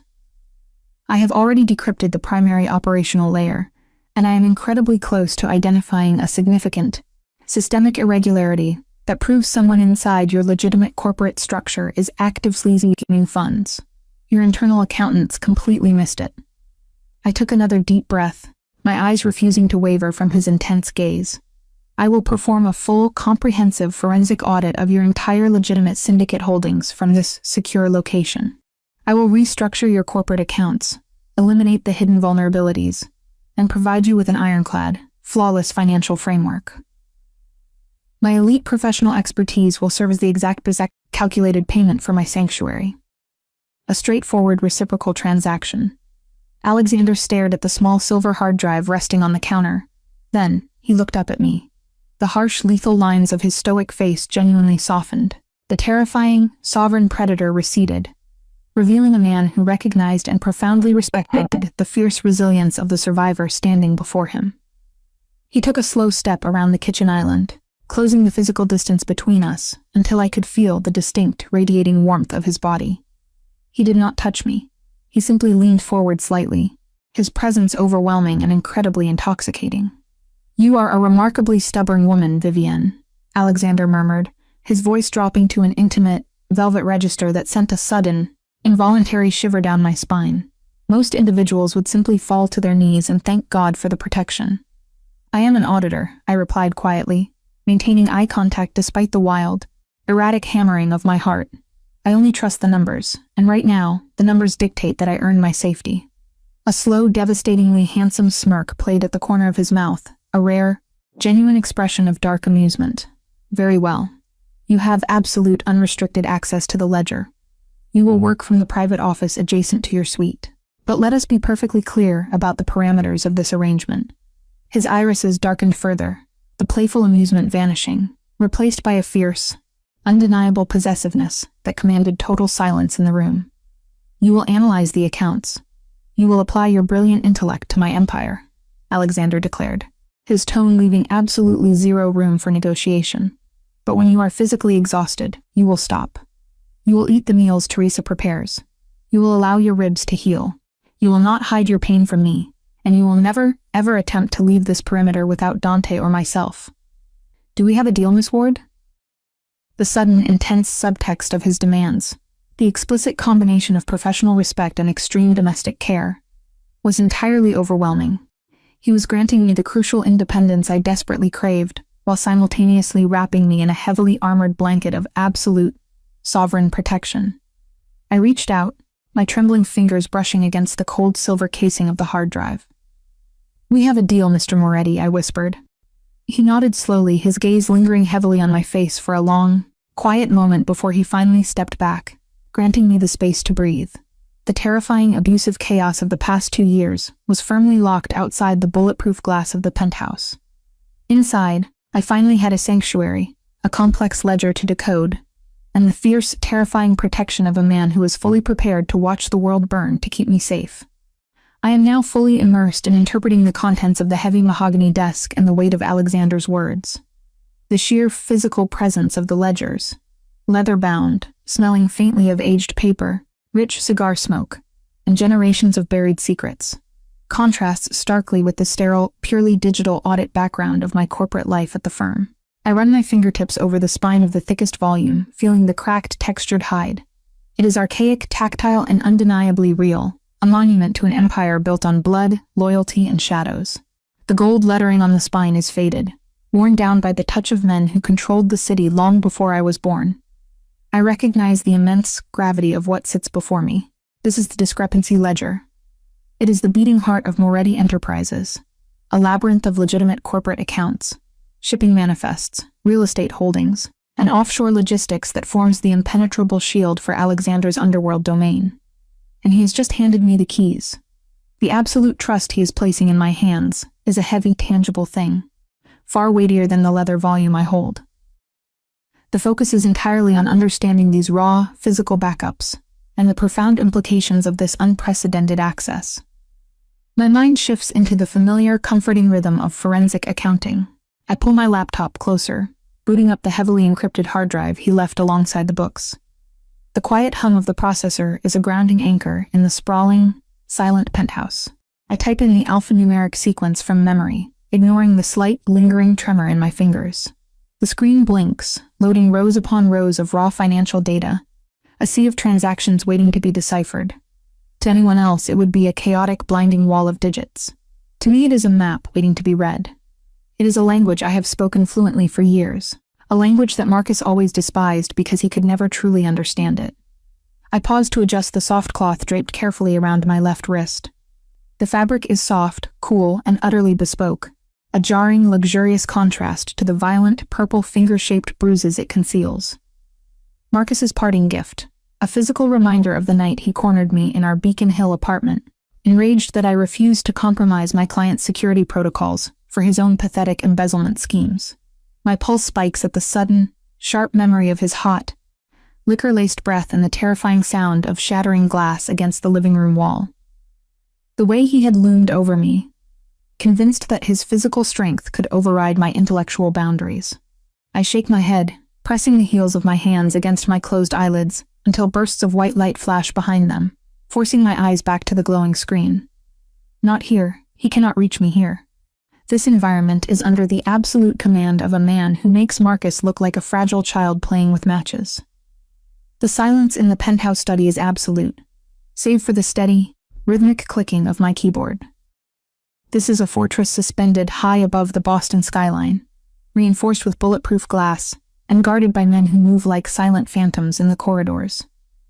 The contrast between the freezing, unforgiving world outside and the immaculate warmth of this sanctuary is profound. I take a deep, steadying breath, letting the familiar comfort of logic wash over me. Numbers possess a purity that human beings fundamentally lack. Data does not lie. A spreadsheet does not manipulate you, gaslight you, or leave you crying in the freezing rain. It simply demands to be understood, and I am entirely ready to understand it. Hours bleed away as I cross-reference the physical ledgers against the massive digital database. The anomaly is buried deep, masked by layers of sophisticated financial camouflage. Alexander's internal accountants are undeniably brilliant, but they were looking for a hemorrhage. They were searching for stolen money, missing assets, a gaping hole in the balance sheets. They were looking in the wrong place entirely. The brilliance of this theft lies in its mundane disguise. It isn't a violent robbery. It is a parasitic drain disguised as routine overhead. It takes a specialized kind of patience to find a leak this quiet, the kind of patience honed by years of meticulously undoing the financial knots tied by arrogant men. I pull up the Maritime Shipping Division's quarterly expense reports, my eyes scanning the endless columns of alphanumeric codes. I zoom in on a cluster of offshore logistics invoices, remote registries, distant shell holdings, the isolated island accounts. At first glance, it looks like a standard operational cost, routine maintenance for massive cargo containers moving across the Atlantic. I pull up previous year's data, analyzing the burn rate of capital against standard inflation metrics. The digits should fluctuate. They should reflect the messy, unpredictable reality of global shipping, the turbulent seas, the fluctuating fuel costs. But the rhythm of these expenses is wrong. The intervals are too perfect, too uniformly distributed for a logistics network susceptible to unpredictable weather delays, union strikes, and port congestion. This is synthetic perfection. This is a lie written in numbers. I dive into the public docking logs for the Boston Harbor, pulling the API data directly from the Port Authority's servers. I meticulously copy the raw, unfiltered logs into a secure offline database, refusing to leave a digital footprint that his enemies could track. I painstakingly cross-reference the container serial numbers listed on the invoices with the actual physical movement of the steel boxes. I trace the routing numbers back through a maze of shell companies, matching the ENs to dummy corporations registered to vacant lots out of state. The layers are incredibly dense, a labyrinth of bureaucratic misdirection designed to exhaust any standard auditor who might come poking around. But I am not a standard auditor, and I am not easily exhausted. The challenge ignites a fierce spark of defiance in my chest. My fingers fly across the keys as I pull up the federal corporate registries, writing a quick, elegant script to cross-reference the registered agents of these shell entities with known associates of Moretti Enterprises. The processor hums loudly. Then, the screen populates with matches, row after row of undeniable evidence. My eyes narrow as the pattern finally emerges from the noise. The containers exist, yes, but they haven't moved in 18 months. They are sitting dormant in a holding yard in New Jersey, quietly gathering rust under the bitter winter snow. Yet, Moretti Enterprises is bleeding millions of dollars every single quarter to a shell company for their continuous maintenance, transit, and customs clearing. It is a phantom operation. A surgical, highly sophisticated extraction of funds designed to look like a rounding error in a multi-billion-dollar machine. Someone at the highest executive level of Alexander's legitimate empire is deliberately inflating expenses, siphoning the excess capital, and routing it through a labyrinth of private equity holding companies. A traitor, a mole. My heart hammers a frantic, heavy rhythm against my ribs. I lean back in the plush leather chair, staring at the screen as the magnitude of the betrayal settles over me. This isn't just corporate theft. This is coordinated sabotage. If the IRS were to catch wind of this discrepancy, the entire corporate veil protecting the Moretti family would collapse, inviting federal indictments and catastrophic RICO charges. Someone is actively trying to destroy him from the inside out. They are weaponizing his own legitimate infrastructure against him. The sheer audacity of the scheme is chilling. A soft knock at the heavy oak door swings open, and Teresa Scaletta steps in, carrying a large silver tray. The warm maternal housekeeper is a strange, comforting paradox within this world of violence. A woman who hums soft Italian lullabies while polishing silver in a penthouse guarded by heavily armed men. She is dressed impeccably, her graying hair pulled back into a neat knot, her eyes missing absolutely nothing. She navigates the complex power dynamics of the Moretti household with a gentle but unyielding grace. "You have not moved in 4 hours, Vivienne," Teresa says gently, setting the tray carefully on a side table. The rich, mouth-watering aroma of homemade tortellini in brodo, roasted garlic, and freshly baked focaccia fills the study, momentarily overpowering the dry smell of old paper and leather. It smells like a home I never had, like safety wrapped in culinary form. She smooths her apron with pristine hands, looking at me with a soft, knowing gaze. Mr. Moretti left strict instructions before he departed for his meetings. You are to eat. You are to rest. He does not want you collapsing in his study, and neither do I. This empire has stood for a century. It will not fall in the time it takes you to eat a bowl of soup. Thank you, Teresa. I'll eat, I promise. Just give me a moment. I rub my eyes, exhaustion finally creeping into the edges of my vision, making the spreadsheet rows blur together into a meaningless static. I will leave it here. But if it gets cold, I will come back and scold you. I run the kitchen, not the dawn. Her eyes crinkle with genuine warmth before she quietly exits, pulling the heavy door shut behind her. I look at the beautiful food. A sudden, sharp memory pierces my chest. Marcus hated it when I worked late. If I didn't have dinner perfectly prepared by the time he walked through the door, his insults would start immediately. The subtle, insidious degradations of my worth, escalating into thrown plates and shattered ceramics. I stare at the steaming bowl of tortellini. No one is yelling. No one is demanding anything of me except that I nourish my own body. The profound, quiet safety of this gilded sanctuary is almost too overwhelming to process. It forces me to confront how deeply conditioned I had become to expect punishment for simply existing. Outside, the relentless autumn wind lashed against the glass, a stark contrast to the quiet of the room. Before I can take a bite, the hairs on the back of my neck prickle. The atmospheric pressure in the room shifts, growing heavier, denser, as if the air itself has been charged with electricity. I don't need to hear the door open to know he has returned. The shift in my biological response is instantaneous. A sudden, hyper-aware alertness that has nothing to do with fear and everything to do with him. Alexander Moretti steps into the study. He brings the freezing chill of the Boston winter inside with him. He is wearing a bespoke charcoal overcoat over a perfectly tailored three-piece suit. Snow dusts the broad expanse of his shoulders, melting against the dark wool, glinting like crushed diamonds in the warm light of the room. His presence commands the space instantly, a dark, imposing force of nature that seems to suck the oxygen from the air. His obsidian eyes, cold and sharp as shattered glass, scan the perimeter of the study before locking onto me. The instantaneous shift in his demeanor is staggering.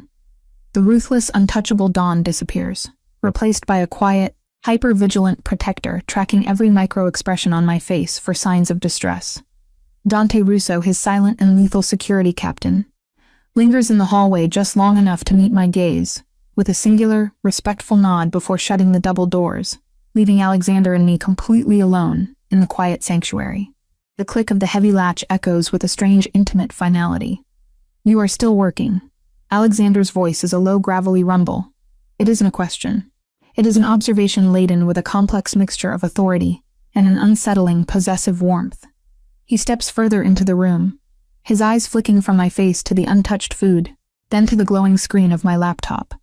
I couldn't stop, I say, my voice steady despite the sudden racing of my pulse. I trace the edge of the gold-embossed card resting on my desk, the very card that had accidentally tethered my fate to his when I misdialed that fateful breakup text. I found it. Alexander freezes. The subtle, fluid grace of his movements halts entirely. For a fraction of a second, he looks like a statue carved from granite. He slowly removes his overcoat, draping it over the back of a leather sofa, and walks toward the desk. He doesn't crowd me. He maintains a deliberate, respectful distance, acutely aware of the physical trauma I am still recovering from. Yet his intensity is suffocating. Show me. I turn the laptop screen toward him and slide the physical discrepancy ledger forward, my finger tapping a specific heavily coded column. The proximity brings the scent of him closer: cedar, freezing rain, and the metallic tang of gunpowder. It is the scent of a man who walks through darkness so others don't have to. I force myself to focus on the audit, ignoring the way my pulse jumps at his nearness. Your internal team was looking for missing revenue, I explain, slipping effortlessly into my professional persona. My voice gains strength, the hesitation vanishing. Here, in the realm of forensic accounting, I am not a victim. I am a weapon. But the revenue is perfectly intact. The leak is on the expense side.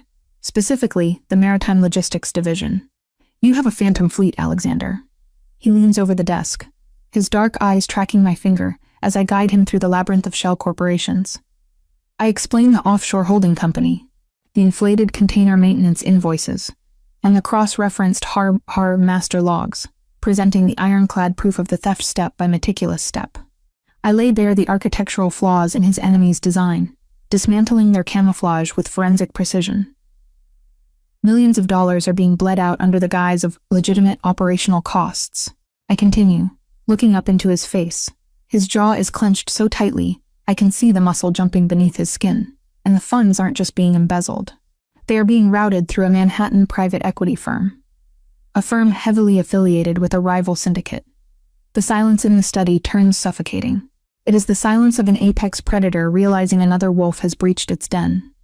The sheer terrifying aura of violence radiating from him is palpable, making the air crackle. Yet I feel no fear. Not a drop. Because none of that wrath is directed at me. It is a terrifying storm, and I am standing securely in the eye of it. A mole, Alexander says softly. The quietness of his tone is far more terrifying than any scream. At the executive level. Yes. Whoever is signing off on the offshore logistics approvals is your traitor.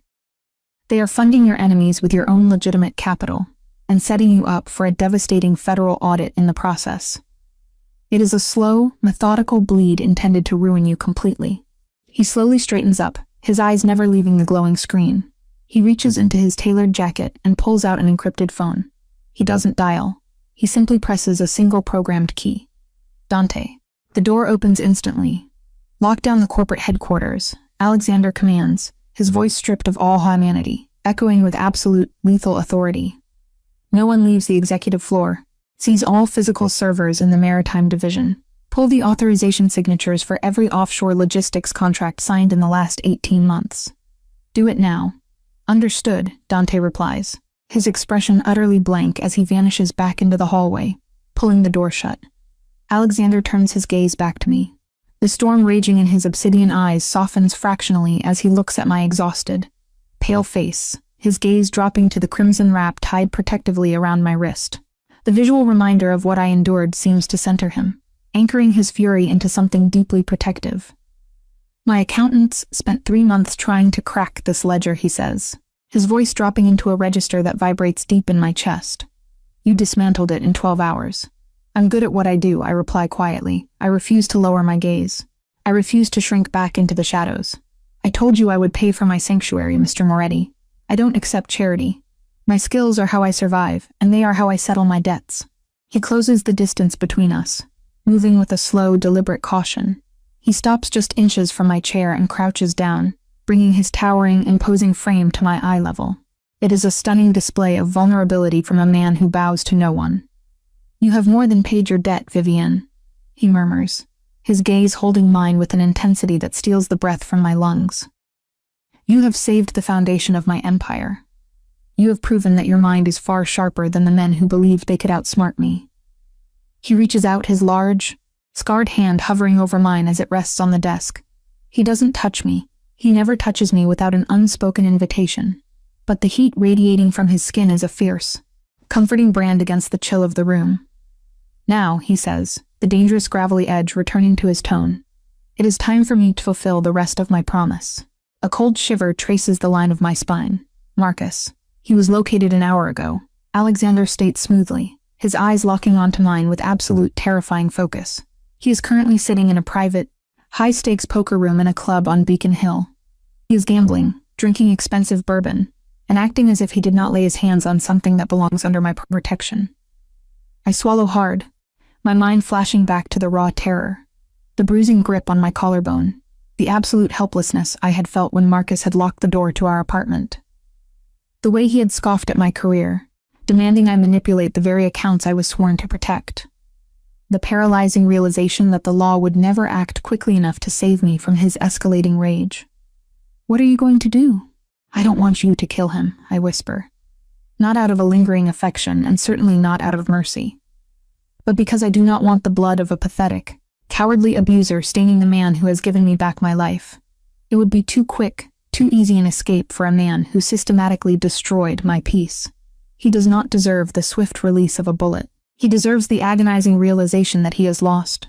Alexander's lips curve into a cold, terrifying smile that holds absolutely zero humor. "Death is a mercy, Vivian. A brief, fleeting punishment. I have no intention of being merciful to Marcus Hayes. I am going to build an ironclad trap around him, and I am going to let it close slowly." He stands up, buttoning his suit jacket with a pilling, predatory calm that makes my heart race. Over the next 2 weeks, my team will systematically dismantle his existence. We will freeze his accounts, trace his Manhattan private equity connections, and slowly suffocate his entire financial network. By the time Friday night arrives, exactly 2 weeks from now, the financial evidence of his embezzlement from your clients will be officially handed over to the FBI and the SEC. His assets will be entirely liquidated. And that same Friday night, Dante and I will pay him a personal visit at his favorite high-stakes table, to ensure he understands precisely why his life has suddenly and permanently collapsed. I stare at him, breathless. The audacity and precision of his strategy are staggering. Marcus, a man who had built his entire ego on financial dominance and physical intimidation, is about to be surgically destroyed by the very mechanisms he worshipped. He will be ruined, completely, legally, and utterly destroyed. I nod slowly, the weight of the moment pressing heavily against my chest. I trace my fingers over the edge of my laptop, feeling the immense power vibrating through the numbers on the screen. Then I will have the final, unassailable audit ready for you. Every transaction, every hidden account. There will be no loopholes for him to crawl through. Alexander holds my gaze, the atmosphere in the study tightening, crackling with an unspoken, dangerous promise. The distance between us feels suddenly incredibly small, charged with the electricity of a shared lethal objective. He looks at me not as a broken woman needing rescue, but as an intellectual equal capable of holding the line in a war. "I know you will, Vivienne," he murmurs, his voice a low, gravelly vibration that sends a shiver straight down my spine. He turns slightly, his slate-colored eyes narrowing slightly to the steaming bowl of tortellini on the silver tray, before rising back to mine. "Eat your dinner. The work continues tomorrow." He steps back, walking toward the thick wooden double doors. He doesn't look back as he pulls them shut behind him, leaving me alone in the sudden quiet of the study. The click of the latch echoes in the room. I sit there in the immaculate warmth of the penthouse, my pulse hammering against my ribs, fully aware that a countdown has just begun. 14 days. 14 days until Marcus Hayes pays for every single bruise. The relentless, biting chill of the Boston winter raged outside the reinforced glass of the penthouse, but inside the mahogany-lined study, the atmosphere was perfectly regulated, completely insulated from the chaos of the city. It was Wednesday afternoon, roughly 18 hours since I had cracked the phantom logistics scheme hidden deep within the discrepancy ledger. The 14-day countdown Alexander had initiated was officially underway. True to my word, I had spent the entire morning systematically fortifying his legitimate corporate architecture, writing complex encryption scripts to seal the vulnerabilities the executive mole had exploited. But my professional duties to the Moretti Empire were not the only financial maneuvers I had executed. Before the sun had even fully risen over the harbor, I had meticulously applied my forensic accounting expertise to the absolute wreckage of my own personal life. Sitting in the quiet sanctuary of the guest suite, wrapped in a plush robe, with a cup of Teresa's chamomile tea, resting on the nightstand, I had logged into the secure portals of my banking institutions. With ruthless clinical precision, I executed a complete financial severance. I revoked every single authorized user privilege attached to my name. I froze the joint savings accounts, triggered fraud alerts on the credit lines Marcus had quietly opened using my social security number, and initiated emergency stop payments on the auto drafts that funded his pathetic, high society lifestyle. I severed his access to my capital with the exact same cold, calculated efficiency I used to dismantle fraudulent shell companies. I knew the immediate consequences of my actions. A narcissistic abuser completely deprived of his primary financial supply would violently spiral into a desperate panic. I just hadn't expected to watch that panic unfold in real time, broadcasted in stunning, high-definition clarity. Alexander stood beside my desk, his imposing frame casting a long, protective shadow over my workspace. He wore a crisp, dark navy dress shirt with the sleeves rolled up to his forearms, the top 2 buttons undone, projecting a relaxed yet hyper-vigilant authority. A few minutes ago, he had quietly entered the study, gently interrupting my audit of a Cayman Island holding company. "There is something you need to see, Vivian," he had murmured, his voice a low, gravelly vibration that immediately commanded my full attention. "It is time for you to understand exactly how small your nightmare truly is." With a few keystrokes on his encrypted tablet, Alexander had activated the massive, flat-screen panel seamlessly embedded into the far wall of the study, instantly transforming the elegant room into a tactical surveillance hub. The screen flickered to life, displaying a highly sophisticated security camera monitor feed. I instantly recognized the location. It was the sweeping, sterile concrete plaza situated directly in front of the towering glass facade of my elite financial firm in the downtown district. The digital timestamp in the corner of the screen pulsed steadily, indicating it was a live, active broadcast.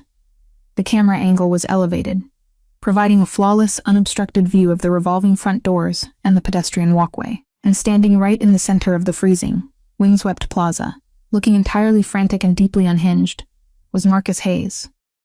My breath hitched violently in my throat, a sharp, purely involuntary gasp of conditioned terror that felt like a jagged piece of glass lodged in my airway. My left hand shot across the mahogany desk, my fingers desperately gripping the edge of the silk band that remained carefully wrapped around my bruised wrist. The phantom ache in my ribs flared aggressively, a cruel biological echo of the violence he had inflicted upon me just days prior. For 2 agonizing years, the mere sight of Marcus, the specific arrogant tilt of his shoulders, the aggressive stride of his polished shoes, had been the absolute epicenter of my paralyzing fear. "Breathe, Vivian," Alexander commanded softly, his voice cutting through the sudden roaring in my ears like a precision surgical blade. He did not move to touch me, profoundly respecting the physical boundaries of my trauma, but he shifted his stance, placing himself slightly between my chair and the massive screen, a visual reminder that he was an impenetrable shield. He is miles away. He is standing in the freezing cold, completely locked out, while you are sitting in a fortress. Observe him. Look at him not with fear, but with the analytical intellect you use to dissect your ledgers. I swallowed hard, forcing the stagnant air out of my burning lungs. I consciously ordered my trembling hands to release their desperate death grip on the silk fabric. I leaned forward in the plush leather executive chair, forcing my terrified eyes to focus strictly on the digital pixels of the security camera monitor. Marcus looked absolutely pathetic. The charming, charismatic mask he so effortlessly wore to manipulate Beacon Hill society had completely melted away, leaving behind a frantic, disheveled coward. He was pacing erratically near the heavy glass doors of the corporate building, violently waving his arms as he shouted at the firm's stoic exterior security guards. He was wearing the expensive, camel-colored cashmere trench coat he had proudly purchased last month, using the funds he had stealthily siphoned from my year-end bonus. But the thin, luxurious fabric was offering him absolutely zero protection against the brutal, punishing Boston wind. In his right hand, the desperate investment banker was aggressively clutching an electronic tablet, repeatedly shoving the glowing screen into the face of the unimpressed security guard. "What is he holding?" I whispered, my voice sounding incredibly fragile in the vast silence of the study. "An phone locator application," Alexander replied smoothly, analyzing the live feed. "When my security detail intercepted his digital footprint this morning, we discovered he was frantically attempting to ping your active cellular network. Since you left your cracked personal device in my vehicle, which is now resting inside a lead-lined Faraday cage in the subterranean garage, he could not establish a connection. However, he managed to trigger the emergency location protocol on the secondary, backup work phone you kept locked inside your office desk drawer." My mind raced, the forensic auditor within me rapidly piecing the timeline together. I had explicitly left that obsolete backup device buried beneath a stack of old tax files in the bottom drawer of my cubicle, precisely because I knew it was still tangentially linked to our shared, Compromised cloud account. He tracked the old phone locator directly to the perimeter of my firm, I concluded, the analytical logic finally overriding my blind panic. Exactly, Alexander confirmed, his tone laced with a dark, chilling satisfaction. He woke up this morning to discover that his access to your personal funds had been completely and permanently severed. His credit cards were declined. His checking accounts were frozen. The financial leverage he utilized to control your existence evaporated into thin air.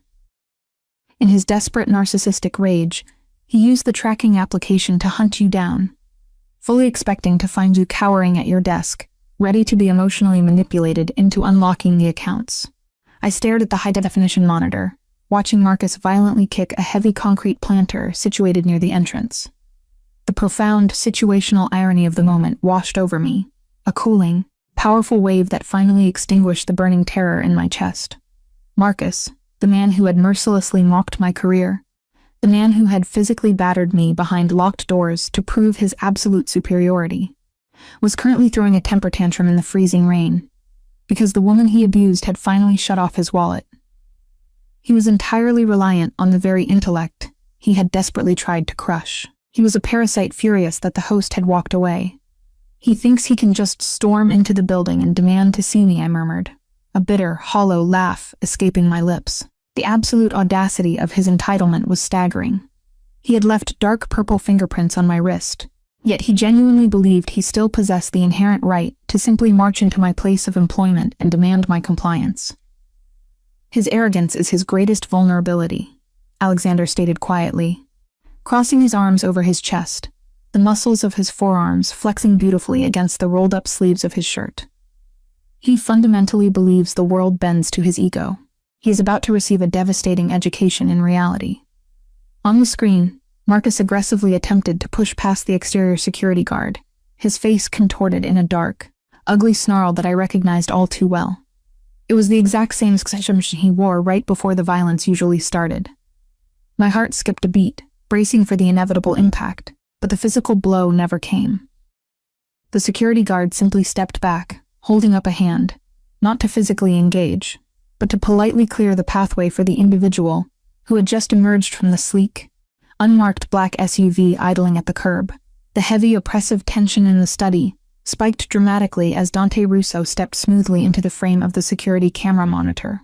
The party syndicate security captain did not move with the erratic, performative aggression that Marcus was currently displaying.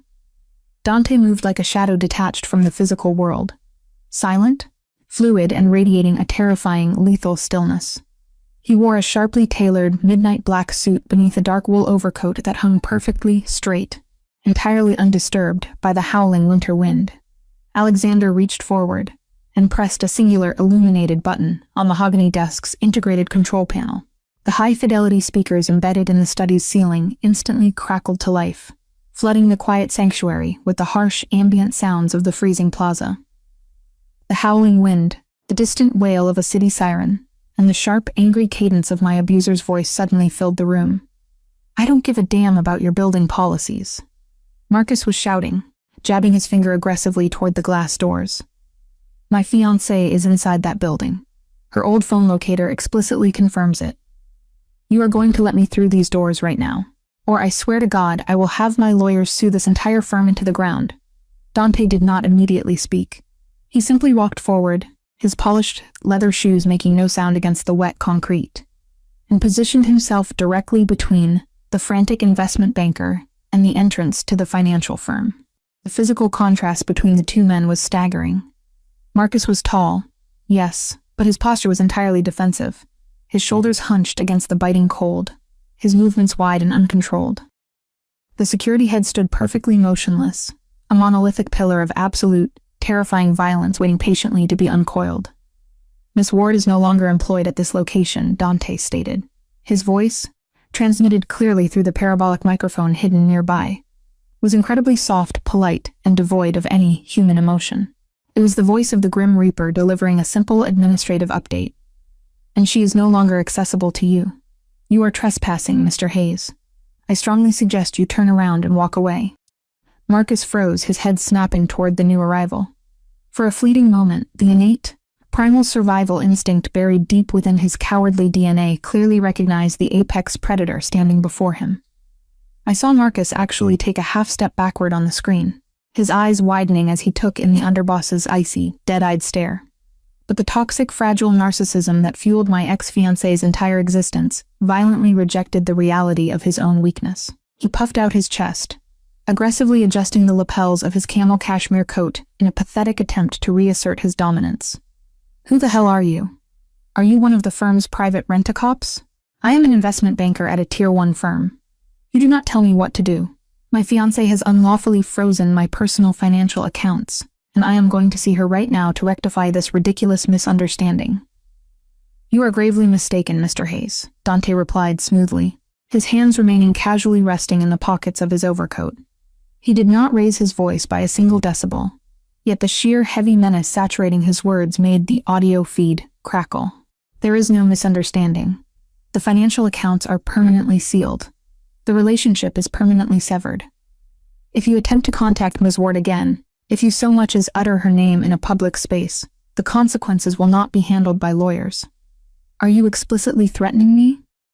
Marcus scoffed, though his voice cracked slightly on the last syllable, a high-pitched betrayal of his mounting terror. He aggressively brandished the tablet displaying the old phone locator, shaking it in Dante's direction. "I have my rights. I know exactly where she is.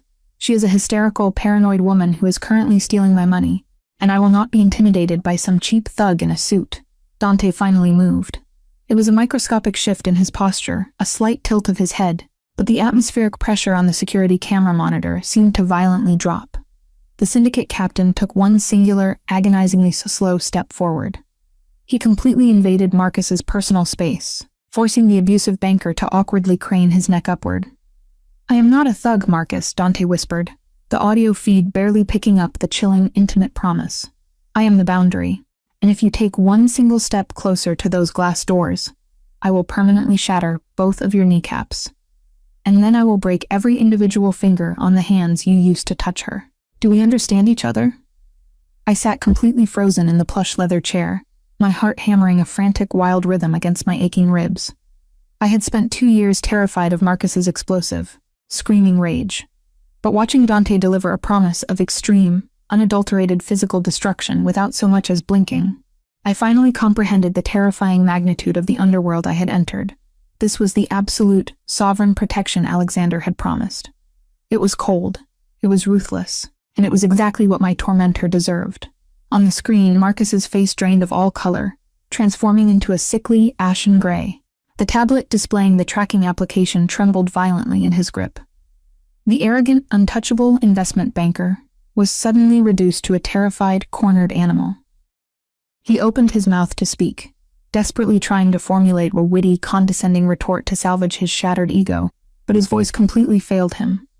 Dante stared at him, his dark, lifeless eyes offering zero mercy and zero room for negotiation. "Walk away now." Marcus swallowed hard, a visible, exaggerated gulp of absolute fear. He took a staggering step backward, his polished shoes slipping slightly on the icy concrete. He did not offer another threat. He did not demand his rights. He simply turned his back and power-walked frantically toward the busy intersection. His shoulders hunched, completely abandoning his desperate quest for financial control. He looked exactly like the pathetic, weak coward he truly was. Dante watched him disappear into the crowd of gray winter coats for a long, silent moment. Then, the security captain slowly turned his face directly toward the hidden surveillance camera. He offered a singular, respectful incline of his head before turning and walking back toward the idling armored SUV.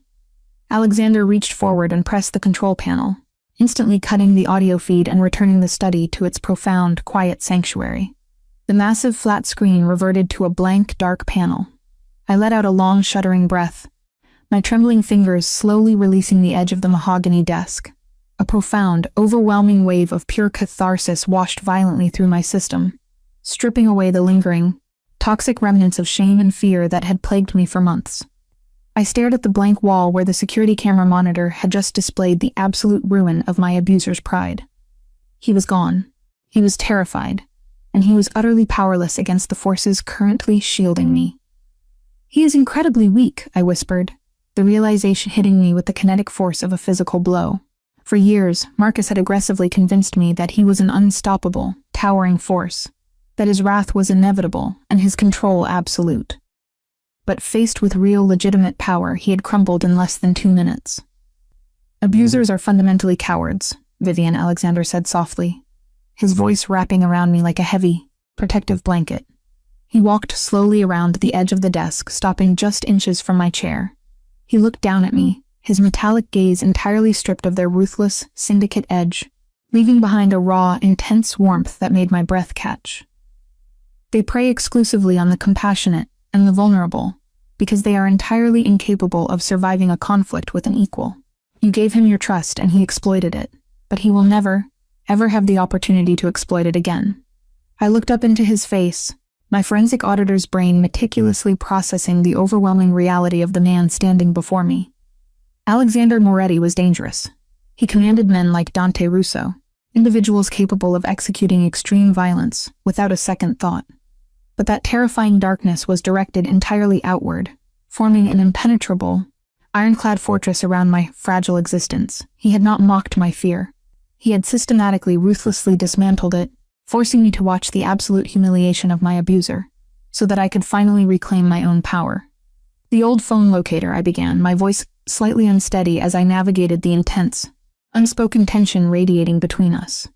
"He will realize the signal was a dead end. He will keep looking." "Let him look," Alexander murmured, leaning forward slightly, his imposing presence anchoring me firmly in the absolute safety of the penthouse. He reached out, his large, incredibly warm fingers gently brushing against the soft fabric of the silken barrier on my wrist, a fleeting, electrifying touch that sent a jolt of pure heat straight to my core. "The trap is already set, Vivienne. He is blindly walking into a labyrinth of financial ruin that you and I have carefully designed. In 13 days, Marcus Hayes will cease to exist in any capacity that matters. Until then, you are untouchable." I stared into his dark, obsidian eyes, the fear completely gone, replaced by a fierce, undeniable spark of profound loyalty and slow-burning romantic tension. The digital numbers of the ledger on my laptop screen hummed quietly beside us, a testament to my own professional competence. I wasn't just a victim hiding behind his men. I was the architect of the financial ruin, waiting for the investment banker at the end of the countdown. We were building the poetic justice together.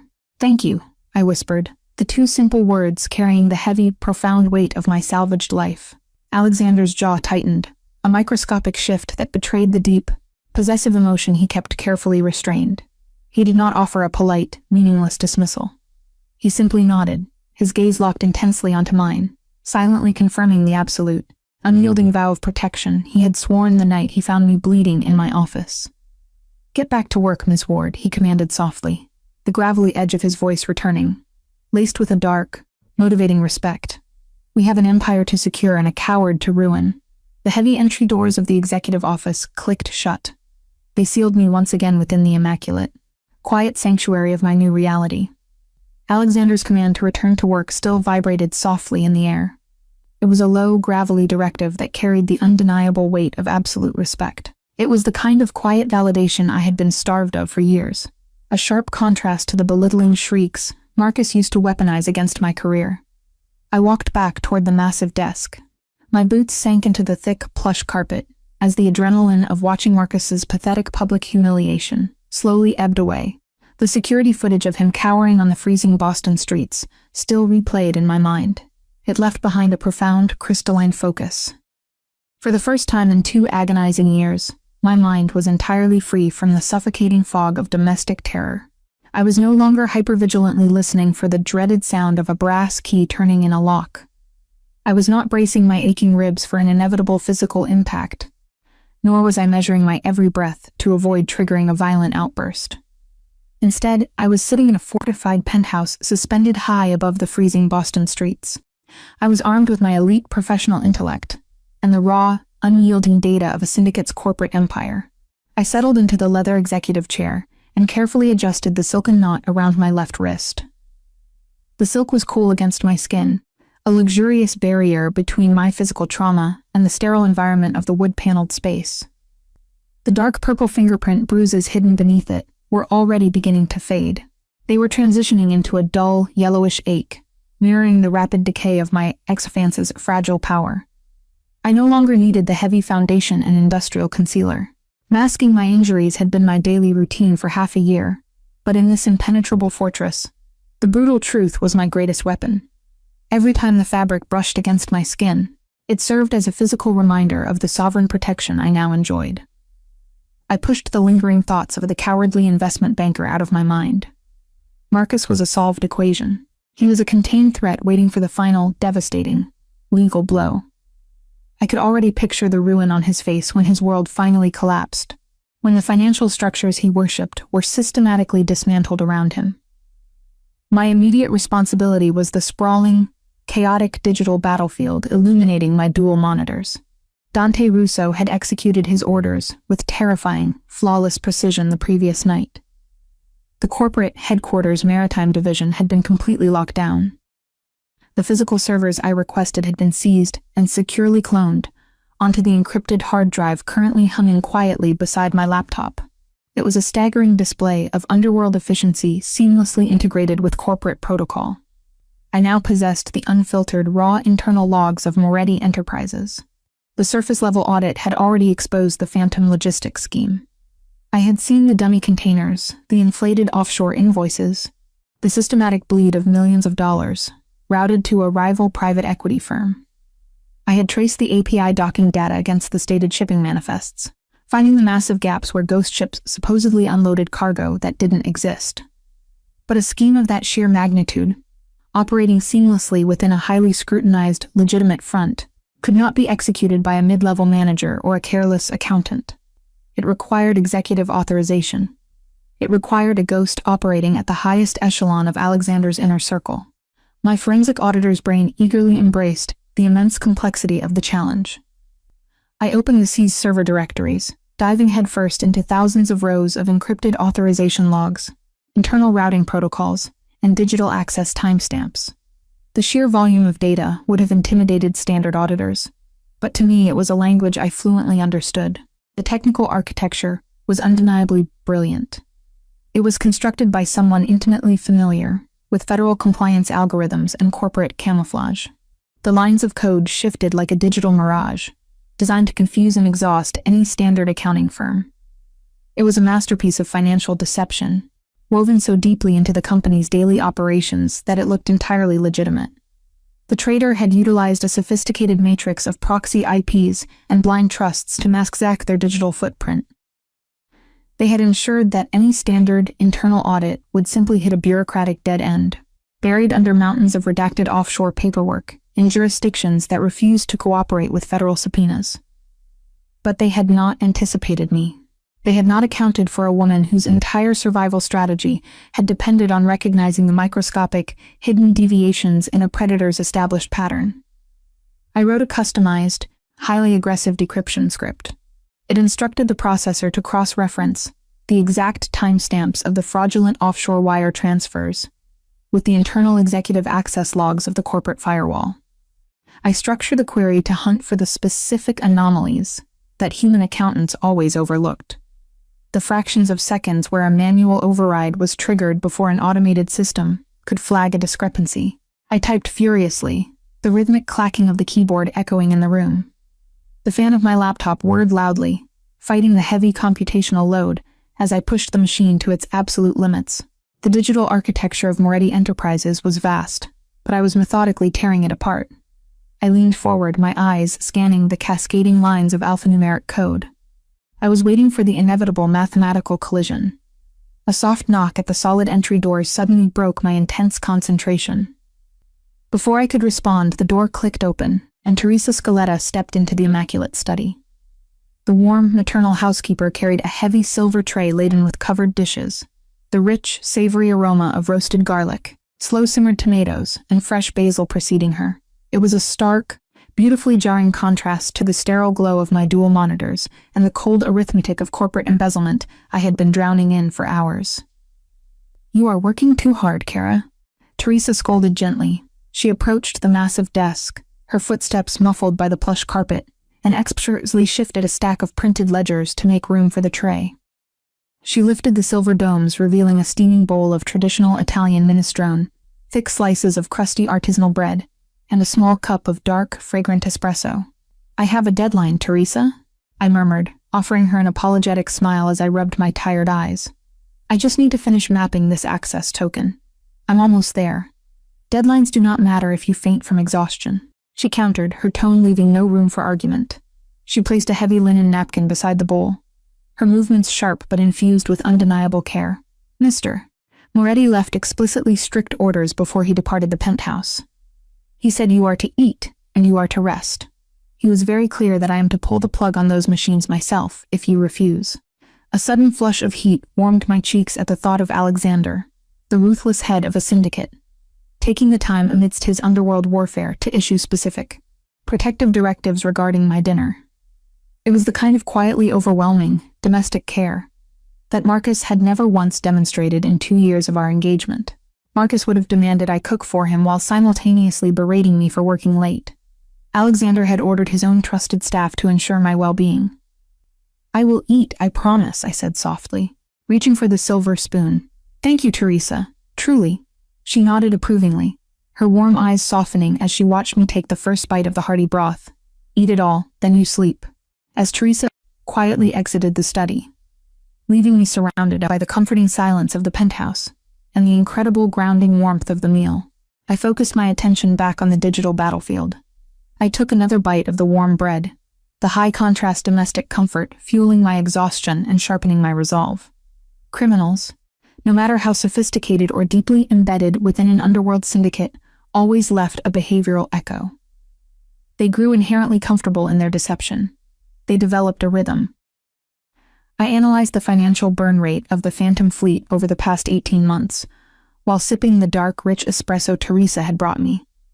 I pulled up the secondary ledger, comparing the authorized shipments against the actual port docking API data. The discrepancies were microscopic at first, mere rounding errors disguised as logistical inefficiencies. The initial extractions were incredibly cautious. They were small, randomized fractions of capital siphoned, during high-volume shipping weeks, to avoid triggering automated liquidity alerts. But as the months progressed without detection, the traders' greed had clearly overridden their disciplined caution. The fraudulent invoices had grown larger. The withdrawal intervals had become perfectly, symmetrically predictable. The money was being funneled through dummy corporations in the Caymans and layered into untraceable holdings across Europe. It was the exact same toxic arrogance I had witnessed in Marcus when he lazily left his unauthorized access attempts visible on my client networks. He had assumed I was too terrified and compliant to ever fight back.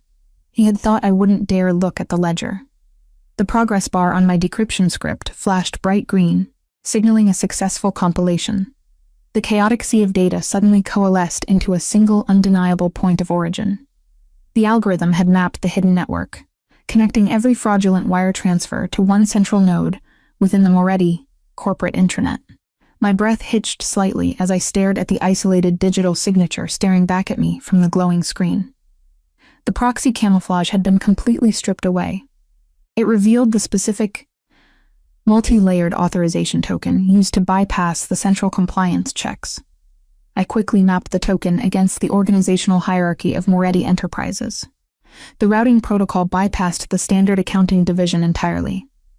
It linked directly to the heavily encrypted executive suite of the maritime director, a high-ranking capo, the man explicitly trusted by Alexander to manage the sprawling, lucrative eastern seaboard ports. This was not merely a financial leak. It was a massive orchestrated internal coup.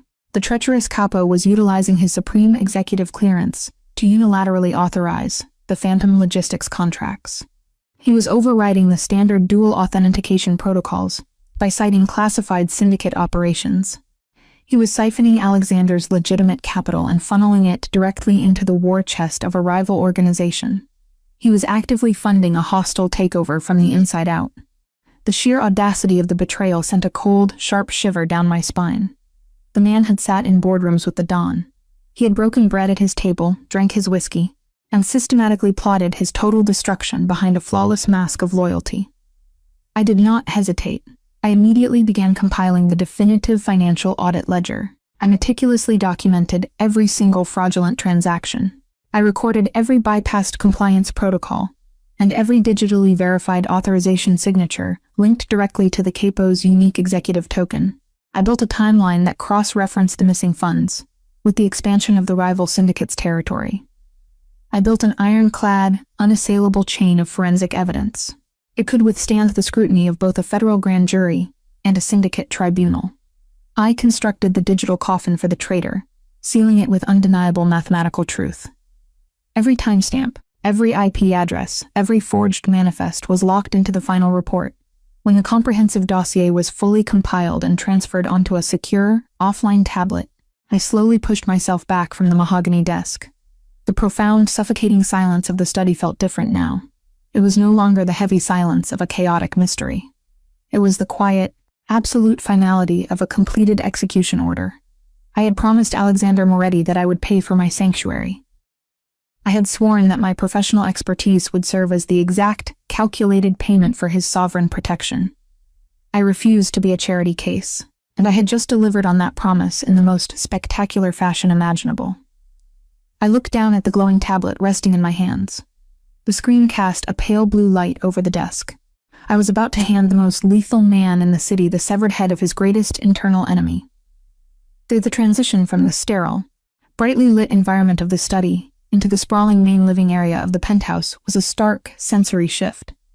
The ambient lighting in the hallway was soft and warm, casting long, elegant shadows across the dark mahogany floorboards. I could hear the faint, comforting hum of the building's massive heating system. Outside the expansive, full-height windows, the violent winter storm had intensified. It blanketed the Boston skyline in a thick, swirling vortex of pristine white snow. The wind howled against the glass, a chaotic fury of nature trying to tear through the city. The bitter cold was visually terrifying, yet physically completely inaccessible. It was thwarted by the heavy, reinforced glass that shielded this ultimate sanctuary. The contrast made the warmth of the penthouse feel even more profound. I found Alexander standing near the massive granite kitchen island, engaged in a low, hushed conversation with Dante Russo. The security captain held a series of physical surveillance photographs. His expression was an impenetrable mask of stoic professionalism, revealing absolutely nothing. The two men moved in perfect sync, a lethal machine operating in the shadows of the high-rise fortress. When I crossed the threshold into the room, the hushed exchange ceased instantly. Dante gathered the photographs with fluid efficiency. He offered me a singular, respectful nod before melting seamlessly into the shadows of the eastern corridor, granting us absolute privacy. Alexander turned his full attention toward me. He had discarded his suit jacket, wearing only a pristine white dress shirt, tailored perfectly to his broad, imposing frame. The collar was unbuttoned to reveal the strong, corded muscles of his neck. The sleeves were rolled up to his forearms, exposing the dark ink of syndicate tattoos wrapping around his skin. The casual state of his attire offered a jarring, intimate contrast to the lethal, underworld authority he effortlessly projected. His icy stare swept over my face. They instantly registered the intense, focused energy radiating from my posture, the way I gripped the tablet like a shield and a weapon. He saw the shift in me, the transition from a wounded survivor to a hyper-competent strategist. "You have stopped working," Alexander observed quietly. His tone carried a dark, lethal weight, chillingly composed yet brimming with promised violence. It was not a reprimand, but a keen, analytical observation of my behavioral pattern. He noticed everything. He had noticed my exhaustion commanding Teresa to feed me, and now he noticed my triumph. "I have finished," I replied, my voice steady, anchored by the immense weight of the truth I held in my hands. I walked forward, my boots making no sound against the thick area rug. I placed the secure tablet onto the polished granite counter directly in front of him. The screen was brightly illuminated, displaying the finalized executive summary of the financial audit ledger. The Phantom Maritime Logistics scheme was merely the mechanism, I explained. I slipped effortlessly into the clinical, authoritative cadence of a senior forensic auditor. Here, standing in the heart of a mafia empire, I was completely devoid of the paralyzing fear that had defined my previous existence. I was no longer the broken woman bleeding in a deserted office, praying for Marcus to stop hitting me. I was a professional operating at the absolute peak of my abilities. "Your internal accountants failed to detect the hemorrhage," because the individual orchestrating the theft possesses the supreme executive clearance to manually override the firm's automated compliance alerts. I continued, tracing a line on the screen with my index finger. They didn't see the breach because the call was coming from inside the house. Alexander did not immediately touch the tablet. His intense gaze remained locked onto my face, tracking the fierce, unwavering conviction in my eyes. He was absorbing my competence, letting it wash over him in a wave of profound respect. A name? Vivienne. The authorization tokens trace back to a single, heavily encrypted digital signature, I stated. I tapped the screen to bring up the undeniable, irrefutable matrix of routing protocols. Your maritime director, the senior executive managing the eastern seaboard ports. I took a slow breath, letting the reality of the betrayal settle between us. He used his classified operational clearance to bypass standard dual authentication. He authorized inflated invoices for dormant shipping containers, and funneled the excess capital straight into a private equity firm affiliated with your rivals. The entire operation was a parasitic drain on your legitimate holdings. The atmospheric pressure in the penthouse plummeted. The air suddenly grew dense and suffocatingly heavy, as if all the oxygen had been instantly vaporized by his sheer presence. Alexander finally looked down at the tablet. He stared at the forensic proof, the undeniable digital fingerprints of the high-ranking capo he had personally elevated and trusted with the lifeblood of his legitimate empire. The silence that stretched between us was absolute. It crackled with a terrifying, lethal electricity. I watched the micro-expressions ripple across his stoic features. There was no theatrical gasp, no explosive shout of rage, no shattered glass thrown against the wall. The anger of Alexander Moretti was an entirely different, infinitely more dangerous phenomenon. It was a cold, quiet implosion. It felt like the sudden, terrifying drop in atmospheric pressure right before a catastrophic weather event. The muscle feathering along his strong jawline tightened until it appeared carved from solid granite. Behind his striking eyes, the immediate, calculating, and promising absolute destruction reflected only the harsh, blue glow of the tablet screen. He was meticulously processing the magnitude of the betrayal. He was instantly rewriting his internal tactical maps to accommodate the sudden, violent eradication of a trusted lieutenant. I could almost see the gears of his empire shifting, recalibrating for a merciless counterstrike. He has been siphoning the funds for 18 months, Alexander murmured. His voice dropped an octave, tasting of freezing steel and impending ruin, funneling our resources to the very men attempting to unseat me. It was a slow, methodical bleed, I confirmed quietly, refusing to shrink back from the terrifying aura of wrath radiating from him. He disguised the theft as standard inflation metrics and unpredictable weather delays. He built a flawless digital camouflage, hiding his tracks in the massive logistical noise of the harbor. I tapped the screen once more, highlighting the final column. But the numbers do not lie, Alexander. The evidence is entirely unassailable. If you hand this exact ledger to your legal team, federal regulators would indict him before the market opens, I said. If you choose to handle it, internally this dossier will satisfy any burden of proof your syndicate requires. Alexander slowly lifted his head, pulling his gaze away from the damning evidence on the screen to look directly into my eyes. The cold, lethal fury intended for the treacherous capo instantly softened.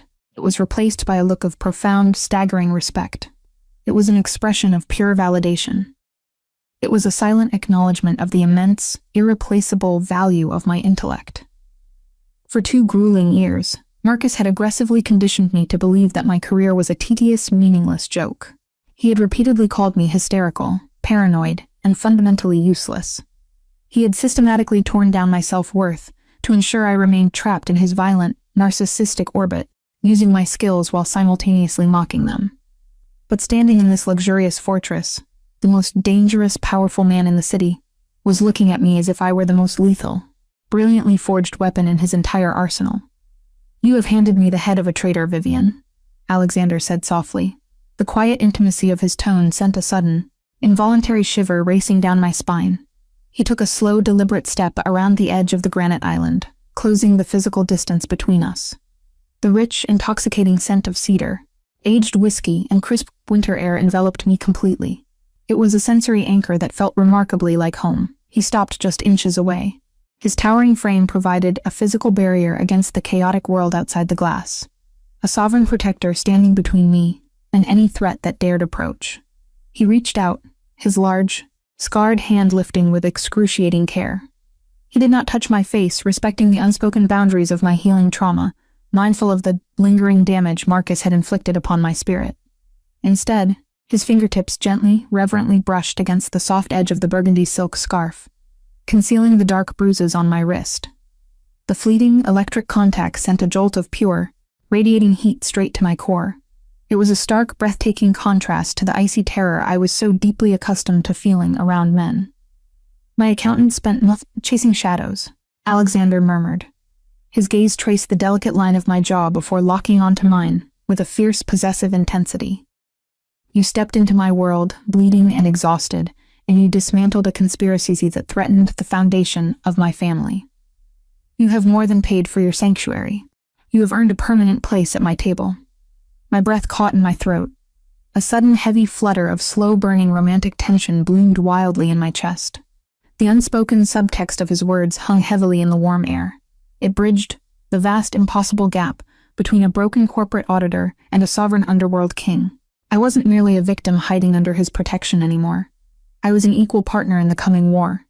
14 days, I whispered, reminding him of the countdown he had initiated to systematically destroy Marcus Hayes. Yes, Alexander replied. A devastating, terrifyingly beautiful smirk played at the corner of his mouth. The cowardly banker who bruised your wrist, and the treacherous capo who attempted to steal my empire. He let his hand fall slowly to his side, though his eyes never left mine, holding me captive in the sheer intensity of his promise. We will let them enjoy their fragile illusions of power for just a little while longer. And then, Vivienne, we are going to burn them both to the ground. The heavy oak doors were securely locked behind me. They sealed me once again within the immaculate, quiet sanctuary of my new reality. Alexander's final, devastating promise still hung in the warm, perfectly regulated air of the living space. We are going to burn them both to the ground. The words were a heavy, sovereign vow that fundamentally rewired my entire internal perspective. I was no longer a terrified woman running blindly into the freezing night. I was the architect of a righteous demolition. Driven by a sudden, restless surge of adrenaline, I walked purposefully back toward the massive desk. My boots sank into the thick plush carpet as the adrenaline of the evening slowly ebbed away, leaving behind a profound, crystalline focus. The dual monitors of my workstation were still glowing brightly, casting a stark, pale blue light across the leather executive chair and the heavy, leather-bound pages of the discrepancy ledger. The ambient temperature of the room was a comfortable 72 degrees, a stark contrast to the bitter winter chill pressing against the reinforced wall-to-wall architectural glass of the windows.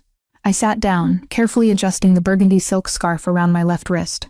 The exquisite fabric was cool and soothing against my skin, a stark, luxurious contrast to the fading, yellowish-purple fingerprint bruises hidden beneath it. I flexed my fingers, feeling the lingering ache in my ribcage, and pulled the mechanical keyboard closer. The rhythmic clatter of the keys was the only sound in the cavernous room, a steady, percussive beat that grounded me in the present moment. I had successfully identified the internal traitor. The high-ranking maritime capo was undeniably responsible for authorizing the Phantom Logistics scheme. However, a forensic financial audit is never truly complete until every single cent of the siphoned capital is permanently traced to its final, resting destination.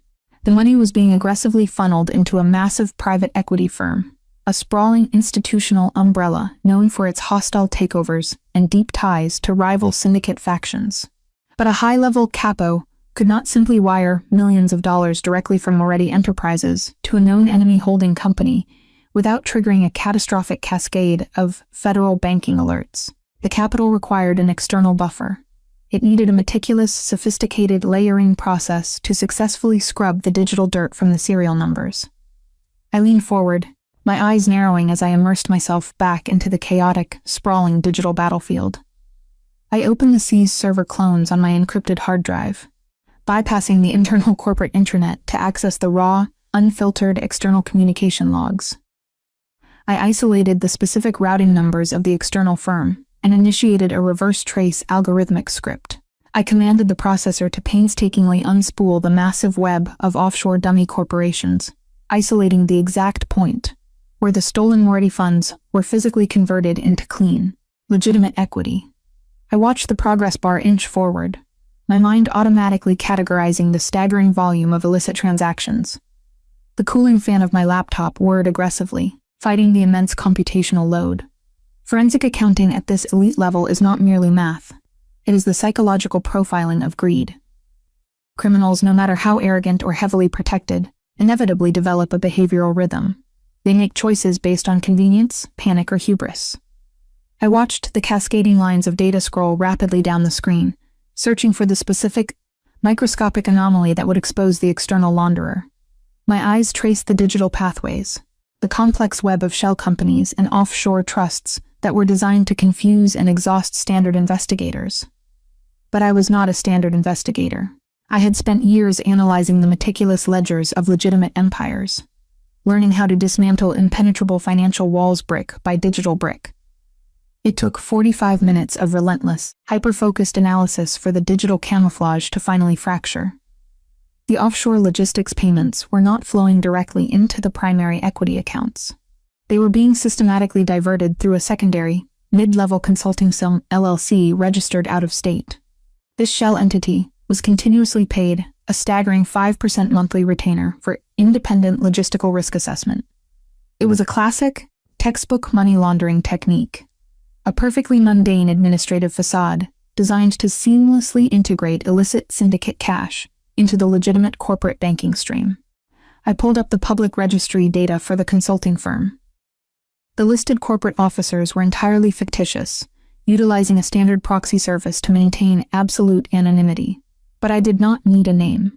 I had the raw metadata from the electronic invoices submitted to the Capo's Maritime Division. Every digital document leaves a microscopic footprint, an IP address, a timestamp, a unique machine access code. I isolated the specific broadband IP address, utilized to transmit the fraudulent monthly invoices. I stared at the 12-digit numerical sequence blinking steadily on my left monitor. My heart completely stopped. The ambient warmth of the penthouse evaporated in a single, devastating heartbeat. The stale air in my lungs immediately turned to solid, unyielding ice. I knew that IP address. I had stared at it on my personal network configuration screen every single day for the past 2 years. It was the exact, highly specific broadband routing address, assigned to the luxury Beacon Hill apartment I had shared with Marcus Hayes. My hands began to violently shake. A cold sweat broke out across my palms, making the plastic keys slick beneath my fingertips. I desperately launched a secondary encrypted database, frantically pulling up the highly classified dossier I had built 3 weeks ago, when I first secretly audited Marcus's personal finances. I aligned the banking routing numbers of his hidden, clandestine accounts directly beside the routing numbers of the out-of-state shell entity. They matched, digit for digit, row after agonizing row. A profound, suffocating horror washed over my entire body, pinning me rigidly against the back of the leather chair. The two seemingly isolated, catastrophic nightmares of my existence had just violently collided in the dark ether of the corporate intranet. The man I had planned to marry was not merely a weak, narcissistic investment banker desperately trying to hack my firm's networks to pay off his escalating gambling debts. He was the external launderer for Alexander Moretti's greatest enemy. The realization hit me with the kinetic force of a high-speed collision. The puzzle pieces locked together with a sickening, audible click that echoed in the absolute silence of my mind. The treacherous capo needed a financial insider on the outside, someone who fundamentally understood complex corporate banking well enough to clean the stolen syndicate money through the major equity firm. Marcus, driven by his desperate, clawing, pathological need for immense wealth and elite social status, had eagerly taken the job. But my ex-fiancé was fundamentally incompetent. He was sloppy, heavily reliant on expensive bourbon, and his own inflated ego. He knew that his basic laundering techniques were flawed. He knew that eventually, Alexander's elite internal accountants would notice the massive hemorrhage in the discrepancy ledger. That was precisely why he had targeted me. The psychological manipulation, the systematic isolation from my colleagues, the sudden escalation into closed-fist physical violence. It was all a heavily calculated, predatory strategy. He did not merely want to drain my year-end bonuses. He desperately needed my elite, unassailable access to the syndicate leader's legitimate corporate architecture. The coward was actively attempting to break my spirit, to violently reduce me to a terrified compliant shell, so that he could eventually force me to use my forensic credentials to permanently scrub his and the capo's digital tracks from the inside out. I wasn't just a random victim of tragic domestic abuse. I was the unwitting, highly guarded key to the greatest internal coup in the century-long history of the Moretti Empire. I stared blindly at the glowing screen, my chest heaving rapidly as the sheer magnitude of the betrayal settled heavily onto my shoulders. I had been sleeping next to a man who was actively colluding to destroy the most fearsome man on the eastern seaboard, utilizing my own prestigious career as the ultimate operational shield. The boundless, toxic arrogance of the investment banker was truly staggering. He had genuinely believed he could outsmart a ruthless underworld king, and he had believed he could completely, permanently control me. I did not cry. The initial paralyzing shock rapidly crystallized into a cold, ruthless fury that burned far hotter than any tear I had ever shed. I methodically compiled this new, devastating revelation into a heavily encrypted subfolder within the financial audit ledger. I pulled the incorporation documents for the out-of-state LLC, tracking the specific banking institutions used to float the initial capital. The seed money used to register the dummy corporation was the exact same amount missing from my own joint savings account 3 months prior. The missing thousands he claimed were lost to a bad market investment were right here, glaring back at me in black and white. He had literally stolen my hard-earned money to build a weapon against my client, while physically abusing me to ensure my silence. The layered depth of his betrayal was entirely breathtaking, an absolute violation of every vow we had ever made. I meticulously documented the matched IP addresses, the mirrored offshore routing numbers, and the undeniable chronological timeline, explicitly linking his consulting firm directly to the capo's Phantom Fleet operations. Every stroke of the keyboard felt like driving another nail into his coffin. I was no longer just providing Alexander with the severed head of his internal traitor. I was handing him the absolute, ironclad justification to legally and physically annihilate the man who had laid his cowardly hands on me. I grabbed the secure tablet, my knuckles turning stark white from the immense force of my grip, and stood up from the heavy wooden desk. The time for hiding behind spreadsheets was permanently over. I marched out of the secluded office, my boots striking the thick, plush carpet with purposeful, predatory determination. The eastern corridor was bathed in the soft, pale light of the early morning. The violent winter storm outside had finally broken, leaving the Boston skyline blanketed in a pristine, blinding layer of fresh white snow. The dawn cast long golden shadows across the dark hardwood floorboards, a visual testament to the harsh, illuminating truth I carried in my hands. The subtle scent of Teresa Scaletta's freshly brewed espresso drifted from the kitchen, a domestic comfort that stood in sharp contrast to the financial execution I was about to deliver. I found Alexander in the sprawling main living area. He was standing near the expansive, full-height windows, staring out at the frozen harbor below. He was fully dressed in a pristine charcoal bespoke suit, the immaculate tailoring emphasizing the broad, powerful lines of his shoulders. The fabric moved flawlessly with his breathing, a subtle reminder of the dangerous predator hidden beneath the civilized veneer. Dante Russo stood a few paces away, holding a physical security dossier, his posture rigid and hyper-vigilant. The atmosphere in the room was dense, crackling with the quiet, lethal electricity of a syndicate preparing for war. "The narrative has fundamentally changed," I stated quietly, my voice slicing cleanly through the heavy silence of the penthouse. The syndicate leader turned slowly, his icy stare locking onto my face. He instantly registered the profound shift in my demeanor, the complete absence of fear, replaced entirely by a fierce, unyielding resolve. He did not speak. He simply waited, offering me the floor with a level of profound professional respect that made my heart race. It was a silent acknowledgement of my competence, a validation that Marcus had never once afforded me. I walked directly to the massive granite kitchen island and placed the secure tablet onto the polished stone surface. I tapped the screen, bringing up the finalized, comprehensive matrix of the financial audit ledger. The high-ranking capo was not operating the phantom logistics scheme in isolation, I explained, slipping effortlessly back into the authoritative cadence of an elite corporate auditor. He required an external mechanism to successfully scrub the stolen capital before it could be safely integrated into the major private equity firm He utilized a mid-level consulting LLC registered out of state to launder the funds under the guise of logistical risk assessment. Dante stepped closer, his dark, lifeless eyes scanning the glowing alphanumeric codes with cold efficiency. "Do we have a name for the proxy managing the LLC?" the security captain asked smoothly. "We do not need a name, Dante," I replied, my gaze never wavering from Alexander's intense, observant stare. "Because we have the digital metadata.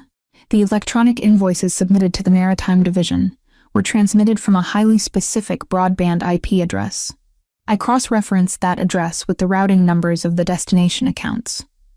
I took a slow, steadying breath, letting the absolute, undeniable truth hang heavily in the warm air between us. The moment had finally arrived to merge my personal nightmare with their underworld conflict. The external launderer financing the hostile takeover of your empire is Marcus Hayes. The silence that followed my declaration hung heavy and still, thick with the scent of dark espresso and cold ozone. It was not the quiet of shock, but the terrifying, suffocating vacuum of oxygen that precedes a massive explosive detonation.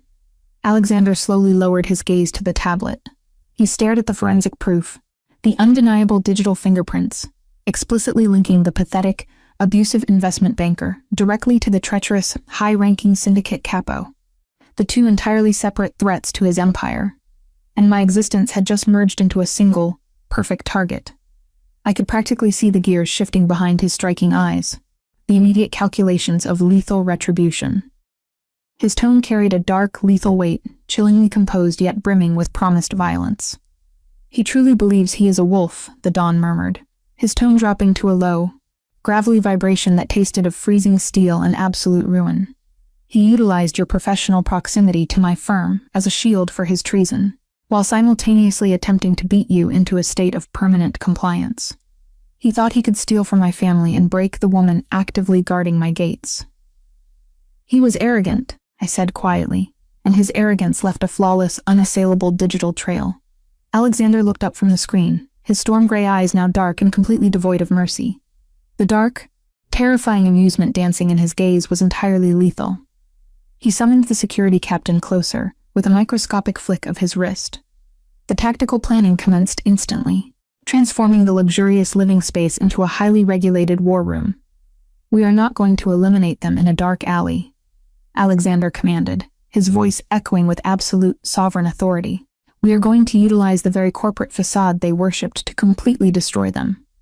Dante, contact the Maritime Director. Notify him that I have scheduled an emergency, high-level operational review for the final evening of our 14-day timeline at the downtown corporate headquarters. State that it requires his mandatory, physical presence in the primary boardroom." "Understood, boss," Dante replied seamlessly, his fingers moving rapidly across his encrypted communication device. "And the banker?" Alexander's jaw tightened, muscle feathering along his cheekbone, carved from solid granite. "Have our internal contacts at the private equity firm reach out to him this afternoon.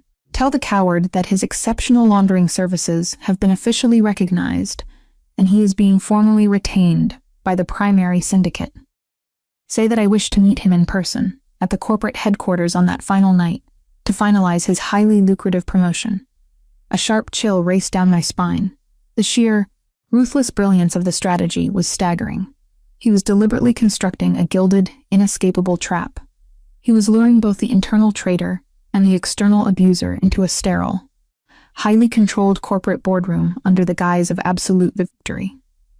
They would walk through the polished glass doors, genuinely believing they had successfully conquered the Moretti Empire, only to find the sovereign protector waiting for them with the blade of undeniable truth. "They will arrive expecting a coronation," Dante noted quietly, a rare, chilling smirk briefly touching his stoic features. "They will arrive to their own execution," Alexander corrected softly. He detailed exactly how the space would be secured, his voice carrying the calm, terrifying precision of a master architect finalizing a demolition. The elevators would be electronically disabled the moment the two men stepped off the executive floor. The primary exits would be physically barricaded by heavily armed enforcers, cutting off any possibility of a cowardly retreat. The soundproofing of the architectural glass would ensure that no one outside the room would hear a single plea for mercy, a single excuse, or a single scream. Marcus had aggressively utilized isolation and locked doors to terrorize me in our apartment, using my silence as a weapon against me.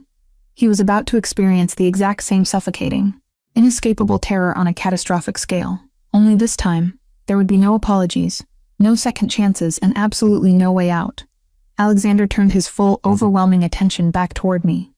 He dismissed Dante with a subtle inclination of his head, allowing the security captain to silently exit the room to execute his orders. He closed the physical distance between us, his towering frame completely shielding me from the chaotic winter landscape outside the windows. The subtle scent of expensive cologne and crisp winter air washed over me, a strangely comforting anchor in the aftermath of my revelation. "You will not be in that boardroom, Vivienne," the syndicate leader stated, his tone shifting from a lethal commander to a fiercely protective guardian. He reached out, his large, incredibly warm hand gently resting on the polished granite counter, mere inches from my unsteady fingers. The proximity was electric, a deliberate, controlled invasion of my personal space that made my pulse accelerate. "I refuse to allow that animal to breathe the exact same air as you ever again. You will not be subjected to his desperate screams or his pathetic attempts at manipulation." "I need to know it is finished," I whispered, the raw, vulnerable admission slipping past my professional armor. The exhaustion of the past 6 months was suddenly very heavy, settling back onto my shoulders like a familiar, suffocating blanket. "I need to know he can never come back." "You will know," Alexander promised, his voice an intimate, heavy velvet that sent a sudden jolt of electricity straight to my core. "You will remain safely secured within the penthouse. You will watch the entire confrontation unfold live through the encrypted security camera monitor. You will witness his absolute ruin from an impenetrable sanctuary, surrounded by my men." He leaned forward slightly, his storm gray eyes locking onto mine with a fierce, possessive intensity that completely severed my ties to the painful past. He did not touch me, respecting the boundaries I had erected, but his absolute command over the situation wrapped around me like a physical embrace. The unspoken tension between us crackled in the quiet room, a slow-burning romantic fire built on a foundation of profound mutual respect and shared, righteous vengeance. "Your financial audit ledger is the blade," Alexander murmured, his gaze dropping briefly to my lips before rising back to meet my eyes. "I will simply be the one to swing it. At the end of these 14 days, your nightmare will permanently end." The countdown had shifted from an abstract concept to a concrete, logistical execution. I stared up at the most dangerous man in the city, feeling a profound, sudden wave of absolute peace wash over my exhausted soul. I was heavily guarded, highly competent, and finally unequivocally safe. The 14th day arrived under the cover of a brutal, unforgiving winter storm that buried the Boston streets in a blinding sheet of white. Inside the mahogany-lined study of the Moratti penthouse, however, the atmosphere was a perfect, highly regulated 72 degrees. I sat in the plush leather executive chair, my hands resting lightly on the cool, polished granite surface of the desk. The massive wooden doors were securely locked behind me. The only source of illumination in the quiet sanctuary was the massive high-definition flat-screen panel embedded seamlessly into the far wall. The digital timestamp in the lower corner of the monitor blinked a steady crimson, indicating the live, encrypted feed was actively transmitting. I took a slow, deep breath, letting the rich scent of old paper, leather, and Teresa's faint chamomile tea ground my racing pulse. Tonight was the culmination of 2 agonizing years of domestic terror and 2 grueling weeks of relentless forensic accounting. The trap was finally springing shut. On the glowing screen, the visual feed displayed the primary executive boardroom of Moretti Enterprises, located downtown. It was a sprawling, immaculate space defined by sharp angles, polished steel, and floor-to-soiling architectural glass overlooking the frozen harbor. The silence in the boardroom was not empty. It was heavy, suffocating, and tasted of impending ruin. Alexander Moretti sat at the absolute head of the massive dark mahogany conference table. He was dressed in a flawless, midnight black bespoke suit, his posture a masterclass in lethal, terrifying stillness. He looked every inch the sovereign underworld king, radiating an aura of absolute command that effortlessly dominated the sprawling, sterile environment. Standing near the primary entrance, blending perfectly into the shadows, was Dante Russo. The security captain remained perfectly motionless, a silent sentinel waiting for the final pieces of the execution to fall into place. At exactly 8 o'clock, The heavy glass doors of the boardroom swung open. Marcus Hayes strode into the room, followed closely by the high-ranking maritime capo. I stared at the image of Marcus on the screen, his arrogant, hollow smile stretching thin across his features, sharp and cold as a razor. He was wearing the exact same camel-colored cashmere overcoat he had worn the day he tried to breach my office building, projecting an air of manufactured elite wealth. His posture was offensively relaxed, his shoulders thrown back in a pathetic display of unearned confidence. He genuinely believed he had won. He believed that his out-of-state consulting LLC had successfully laundered the syndicate's stolen capital, and that he was now stepping into the upper echelons of a powerful criminal empire to receive a highly lucrative promotion. The sheer, boundless toxicity of his narcissism blinded him entirely to the sovereign predator, positioned silently at the end of the table. The maritime capo took a seat to Alexander's right, offering a respectful, albeit terribly forced, nod to his boss. Marcus confidently pulled out a leather chair on the opposite side, unbuttoning his expensive coat with a flourish. He looked around the pristine executive suite with hungry, avaricious eyes, visually calculating the immense wealth of the organization he thought he had successfully compromised. Alone in the penthouse, I felt a strange cold detachment wash over me. For months, the mere sight of Marcus had been enough to send my nervous system into a violently spiraling panic. My ribs would throb with phantom pain.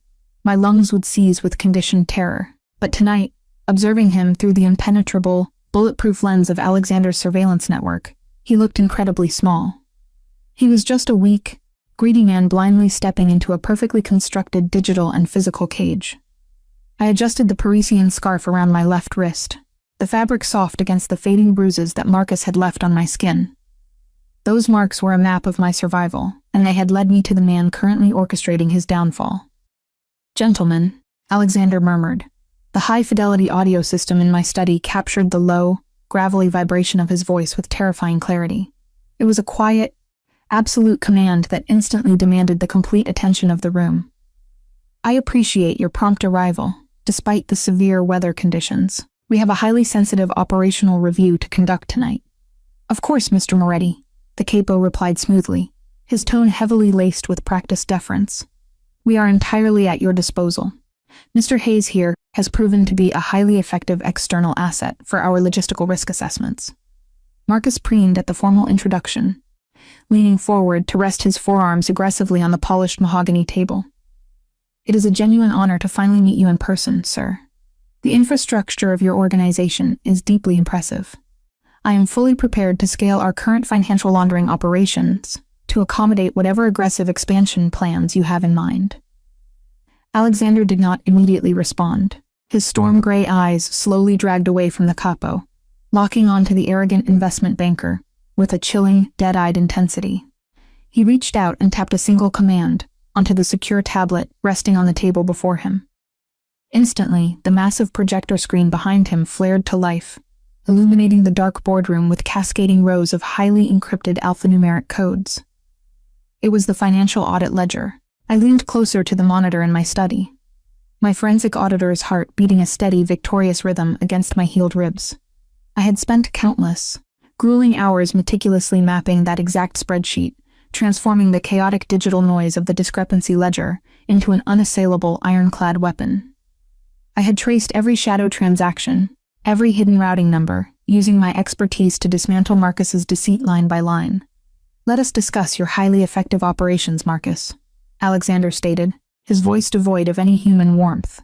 He pointed a long, elegant finger at the projected data. "Over the past 18 months, my maritime division has hemorrhaged millions of dollars under the guise of offshore logistics maintenance. The capital was systematically diverted to dummy containers, waiting dormant in New Jersey, authorized directly by my trusted director."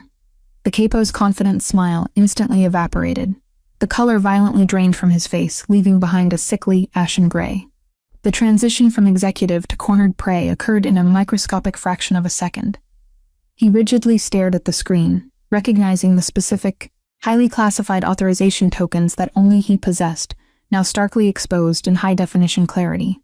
"Those stolen funds," Alexander continued, his tone methodical and relentless, "were then electronically routed to an out-of-state consulting LLC. a shell entity specifically created to scrub the digital metadata before funneling my legitimate capital directly into the accounts of a rival private equity firm. Alexander tapped the tablet again. The projection shifted, bringing up the secondary matrix I had painstakingly compiled. It displayed the exact banking routing numbers of Marcus's clandestine accounts, perfectly mirrored against the illicit syndicate transfers. The specific 12-digit broadband IP address from our Beacon Hill apartment blinked steadily in bright crimson ink, an undeniable beacon of his absolute guilt. The matched IP metadata was the definitive execution order, a flawless connection between Marcus's greed and the syndicate's stolen wealth. The architecture of your treason was remarkably sophisticated, Alexander noted quietly, turning his lethal gaze back to the capo, who was now visibly trembling, a fine sheen of cold sweat breaking out across his forehead. You successfully utilized the vast operational noise of the eastern seaboard ports as your camouflage. You assumed my internal accountants were entirely incapable of seeing the forest for the trees. Boss, I can't explain, the capo stammered, his voice cracking wildly, a high-pitched betrayal of his mounting, suffocating terror. He desperately raised his hands in a placating gesture. The market analytics, the federal pressure. It was a strategic hedge to protect the core family assets. I was attempting to build a secure external reserve. You were actively financing my enemies, Alexander interrupted smoothly. The sheer, heavy menace saturating his words made the audio feed in my study crackle with static. You broke bread at my table, drank my wine, and orchestrated a hostile takeover from the inside out. Your explanation is fundamentally irrelevant to the consequences. Marcus remained completely frozen, his arrogant posture rapidly collapsing as his brain violently struggled to process the unfolding catastrophe. He looked frantically between the terrified capo and the stoic, immovable syndicate leader. The investment banker was highly educated, deeply narcissistic, and fundamentally cowardly. It only took him 3 seconds to realize that the lucrative promotion he had eagerly anticipated was actually a meticulously orchestrated execution. He had walked directly into a slaughterhouse, wearing a cashmere coat. This is an internal matter," Marcus suddenly blurted out, frantically pushing his chair away from the heavy mahogany table. The sickening scrape of wood against the floor echoed loudly. He desperately tried to stand, his hands shaking violently as he grabbed the lapels of his coat. "I am merely an external consultant. I have absolutely zero knowledge of syndicate politics. My legal team will." Before the desperate banker could even fully articulate his pathetic threat, the electronic locks on the boardroom doors engaged with a loud, definitive thunk. Dante stepped out of the shadows, smoothly positioning his imposing frame directly in front of the only exit. The security captain did not draw a weapon. He did not need to. His mere physical presence was a monolithic, terrifying barrier of unadulterated violence that instantly severed any hope of a cowardly retreat. Alexander did not even glance at Marcus. He kept his attention entirely focused on the traitorous capo. "Your tenure as maritime director is permanently over," Alexander declared softly. Dante moved with a silent, fluid, predatory grace. He crossed the room, his large hands securely gripping the back of the capo's expensive leather chair. The executive did not fight. He did not scream. The absolute, crushing certainty of his fate had hollowed out his spirit entirely. He simply lowered his head in utter defeat as the underboss physically hauled him up and forcefully escorted him toward the secondary, restricted elevator access. The heavy doors slid shut, swallowing the traitor into the dark, unforgiving depths of the syndicate's underworld justice system. I knew, with absolute certainty, that the man would never be seen in the legitimate corporate world again. And then there were only two. The massive boardroom suddenly felt incredibly vast, a sterile, polished arena designed exclusively for absolute destruction.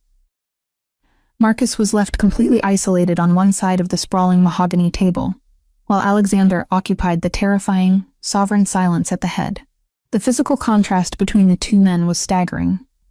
My ex-fiancé was practically hyperventilating, his chest heaving rapidly as a cold sweat ruined the pristine collar of his designer shirt. Alexander, conversely, looked as though his pulse had not elevated by a single beat. He was the embodiment of absolute lethal control. Alexander reached into the inner pocket of his bespoke suit jacket and withdrew a thick manila folder. He tossed it casually onto the polished wood. The heavy thud echoed sharply through the high-fidelity speakers in my study. It slid smoothly across the table, stopping precisely 3 inches from Marcus's trembling hands. What? What is this? Marcus stammered, his voice barely a terrified, fragile whisper. That is a signed asset transfer agreement, Alexander stated, his tone chillingly composed, yet carrying the weight of promised ruin.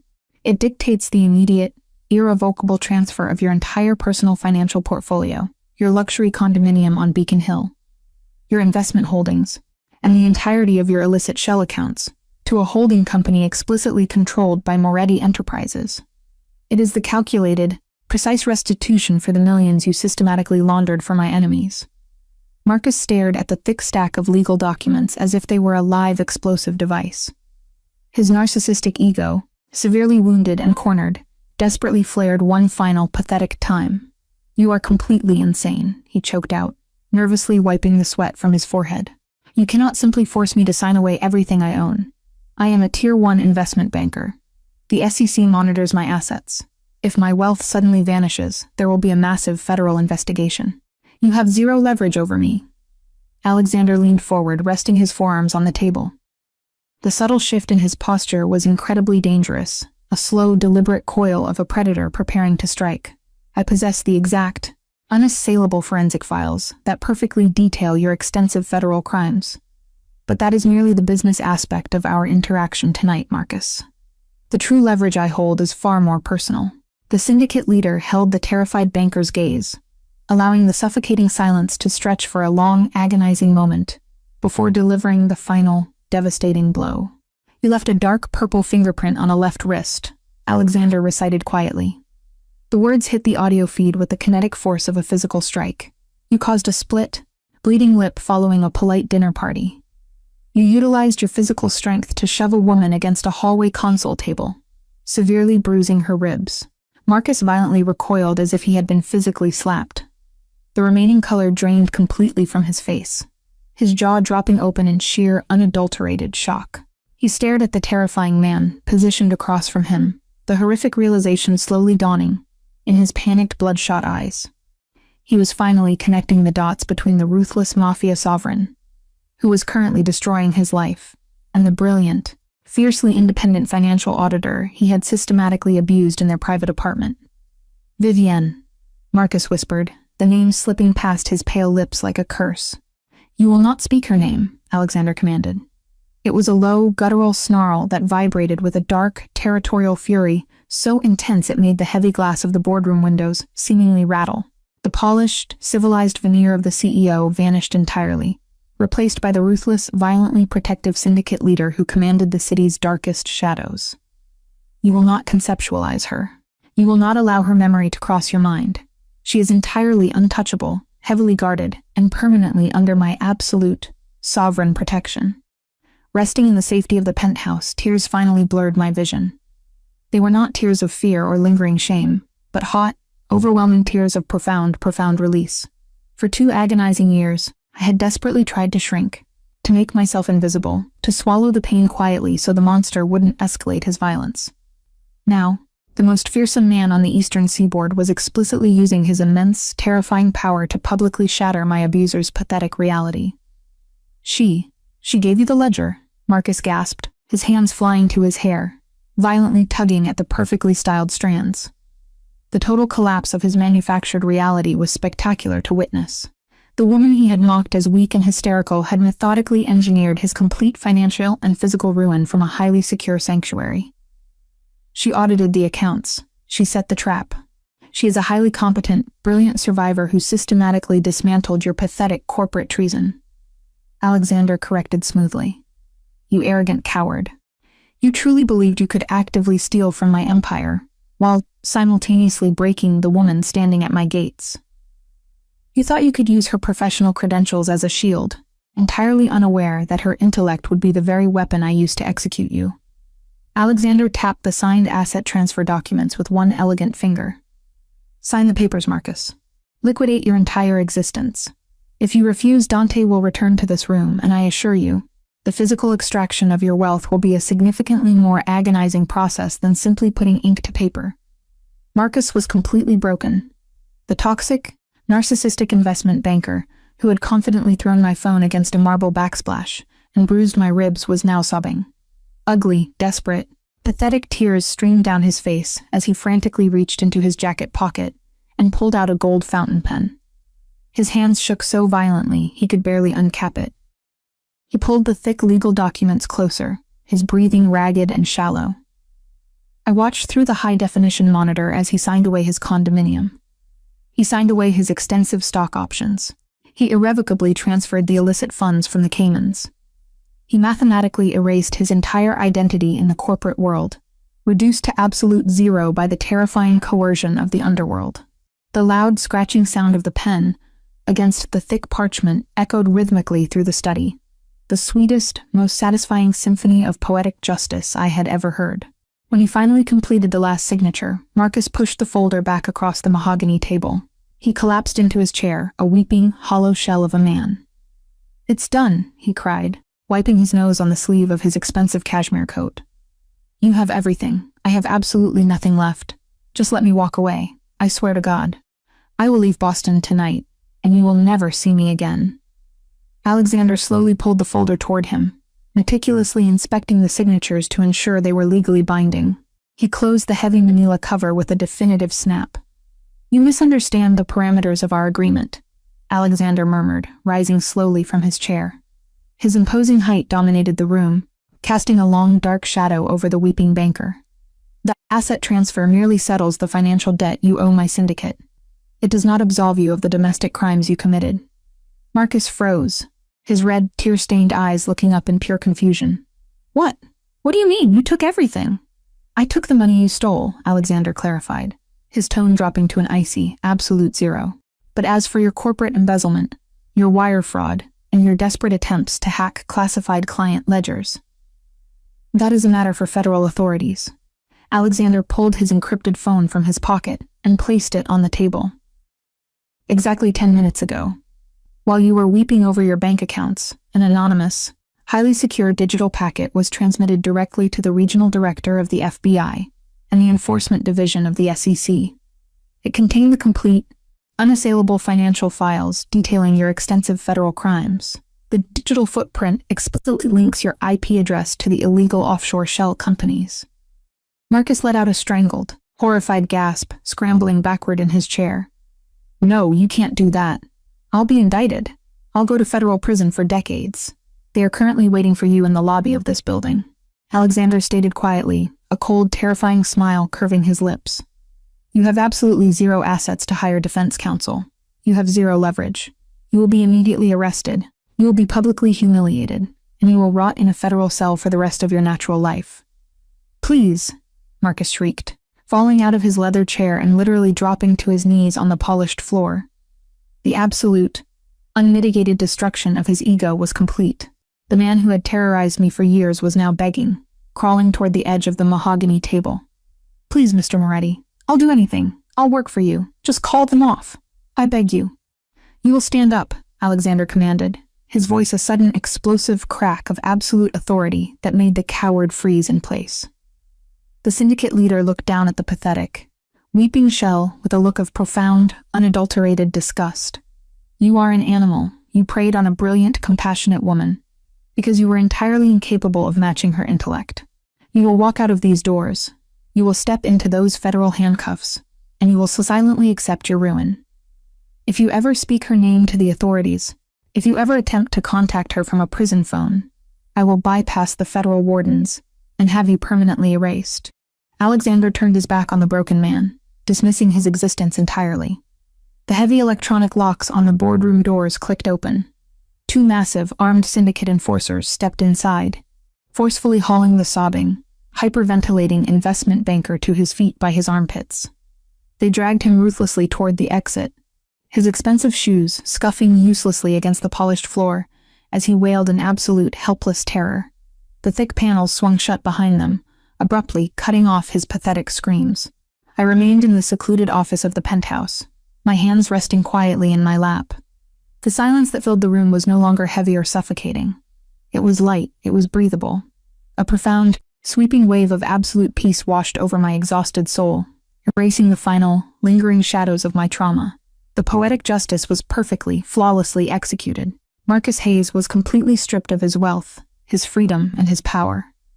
He would face a lifetime of federal incarceration, entirely outmatched and utterly ruined by the very woman he thought he had broken.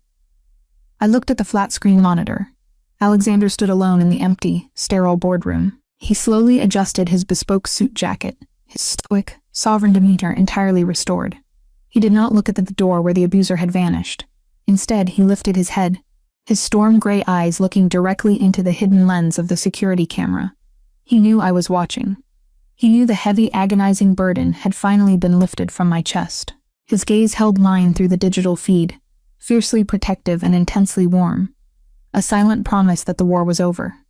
The gilded cage had officially transformed into a permanent, unassailable sanctuary, and for the first time in years I took a deep, completely fearless breath. The digital screen on the far wall of the mahogany-lined study flickered once, before going completely dark. The sudden absence of the high-definition live feed left the room bathed entirely in the soft, warm glow of my dual monitors and the amber light of the brass desk lamp. I remained seated in the plush leather executive chair, staring at the blank panel where, only moments ago, Marcus Hayes had been physically dragged away to face a lifetime of federal incarceration. The silence that followed was not the heavy, suffocating quiet of a pending disaster. It was a profound, expansive stillness. It was the sound of a 2-year nightmare finally drawing its last, pathetic breath. I slowly brought my hands up, pressing my palms flat against the cool, polished granite of the desk. I closed my eyes and meticulously audited my own physiological state, applying the same clinical precision I used to analyze corporate ledgers. My pulse was remarkably steady. The shallow, frantic cadence that usually dictated my breathing had been replaced by deep, even draws of air. The chronic, agonizing knot of tension that had lived at the base of my neck for 6 months had miraculously dissolved. For the first time since I had accidentally transmitted that desperate breakup text, I was not bracing for an impact. The invisible, suffocating tether that had bound my psychological well-being to the erratic, violent moods of an insecure investment banker was permanently severed. I opened my eyes and looked down at my left wrist. The Parisian scarf was still meticulously wrapped around the delicate skin, but its purpose had fundamentally shifted. It was no longer a desperate shield meant to conceal my vulnerability from the probing, judgmental eyes of Beacon Hill society. It was a symbol of the exact moment my life had pivoted from tragedy to triumph. Beneath the bespoke fabric, the dark purple fingerprints had faded into a dull yellowish shadow. The physical damage was healing, accelerating alongside the rapid reconstruction of my shattered pride. I had used my elite professional intellect not just to survive, but to architect the absolute, unassailable ruin of the monster who tried to break me. Every spreadsheet I had decrypted, every hidden offshore routing number I had painstakingly mapped, had been a precise, lethal strike against his entire existence. I had dismantled him not with physical violence, but with the cold, irrefutable authority of data. The massive wooden doors of the study clicked softly, the sound pulling me from my deep internal monologue. Teresa Scaletta stepped into the room, her movements graceful and unhurried. The warm maternal housekeeper carried a large, ornate silver tray, and the rich, intoxicating aroma that accompanied her immediately made my mouth water. It was a sharp, beautiful contrast to the sterile, digital warfare I had been waging for 14 days. Teresa did not possess the lethal, predatory stillness of Dante Russo or the terrifying, sovereign command of Alexander Moretti, yet she was an equally vital pillar of this impenetrable fortress. She provided the domestic warmth that kept the shadows at bay. "It is finished, then," Teresa murmured softly, her keen, observant brown eyes locking onto my face. It was not a question. She had lived within the high-stakes, violent ecosystem of the Moretti Empire, long enough to read the atmospheric shifts in the penthouse perfectly. She knew that when Alexander left the residence with that specific, cold fury in his eyes, he was orchestrating a permanent conclusion. "It is finished, Teresa," I confirmed, my voice incredibly clear and steady in the quiet room. "He is in federal custody. He will never, ever be able to reach me again." A gentle, knowing smile touched the housekeeper's lips. She approached the massive desk and expertly cleared a space beside my encrypted laptop, setting the heavy silver tray down with a soft metallic clink. She lifted the polished dome, revealing a culinary masterpiece that spoke of a celebration and deep, grounding comfort. A delicate, creamy truffle risotto steamed gently beside a perfectly seared, slow-braised short rib that practically melted off the bone.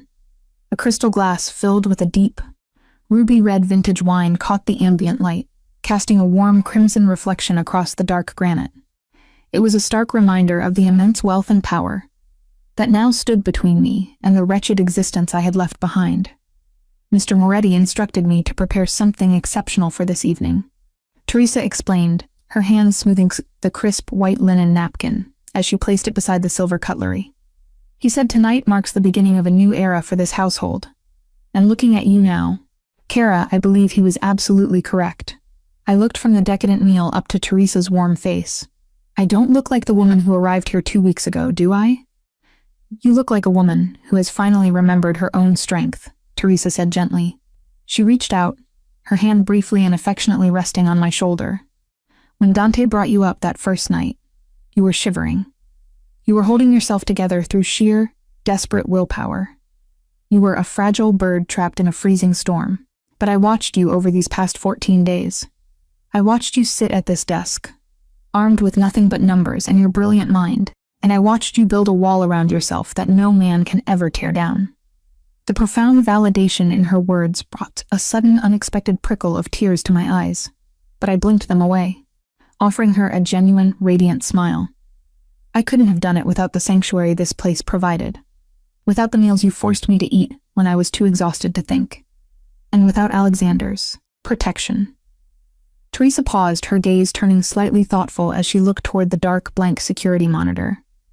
Mr. Moretti is a man who carries the weight of a very dark, very violent world on his shoulders. He was raised to be a sovereign, to rule with absolute, unforgiving authority. For years, this penthouse has been a fortress of solitude.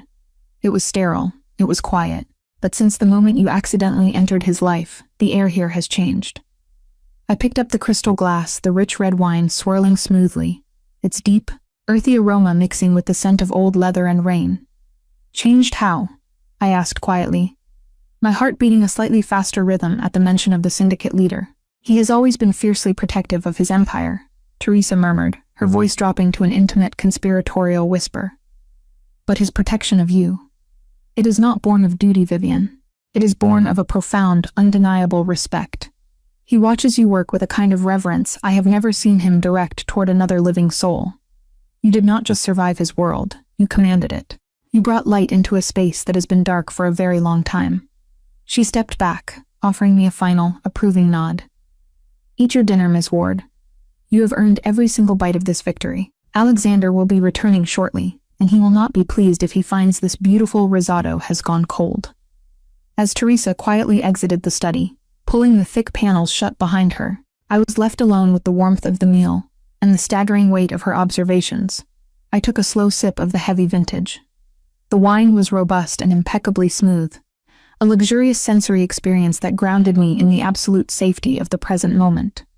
I picked up the silver fork and took a bite of the risotto, the rich, earthy truffle flavor bursting on my tongue. The high-contrast domestic comfort of this meal, served in the immediate aftermath of my abuser's total destruction, was a poetic, beautiful reality. I was no longer the exhausted, terrified forensic accountant frantically hiding bruises in a deserted corporate bullpen. I had fundamentally evolved. I had successfully navigated the treacherous, lethal currents of the underworld, utilizing my elite professional competence to secure my own salvation. I had paid my debt. I had exposed a massive internal conspiracy. I had won. But as the digital clock on my secondary monitor ticked past 9 o'clock, the quiet anticipation in my chest began to build into a slow-burning, electric tension. The financial ledger was closed. The trap had been sprung. The professional transaction that had initially tethered me to Alexander Moretti was officially complete. The terrifying, sovereign predator had fulfilled his vow to burn my nightmares to the ground. What came next was an entirely unmapped territory. I took another sip of the dark wine, my eyes drifting toward the floor-to-soiling windows. The violent winter storm outside was finally beginning to break. The heavy swirling vortex of snow was thinning, revealing the glittering, distant lights of the Boston skyline shining through the freezing darkness. It was a beautiful, expansive view, one that I could finally appreciate without the paralyzing fear that someone was hunting me in those streets.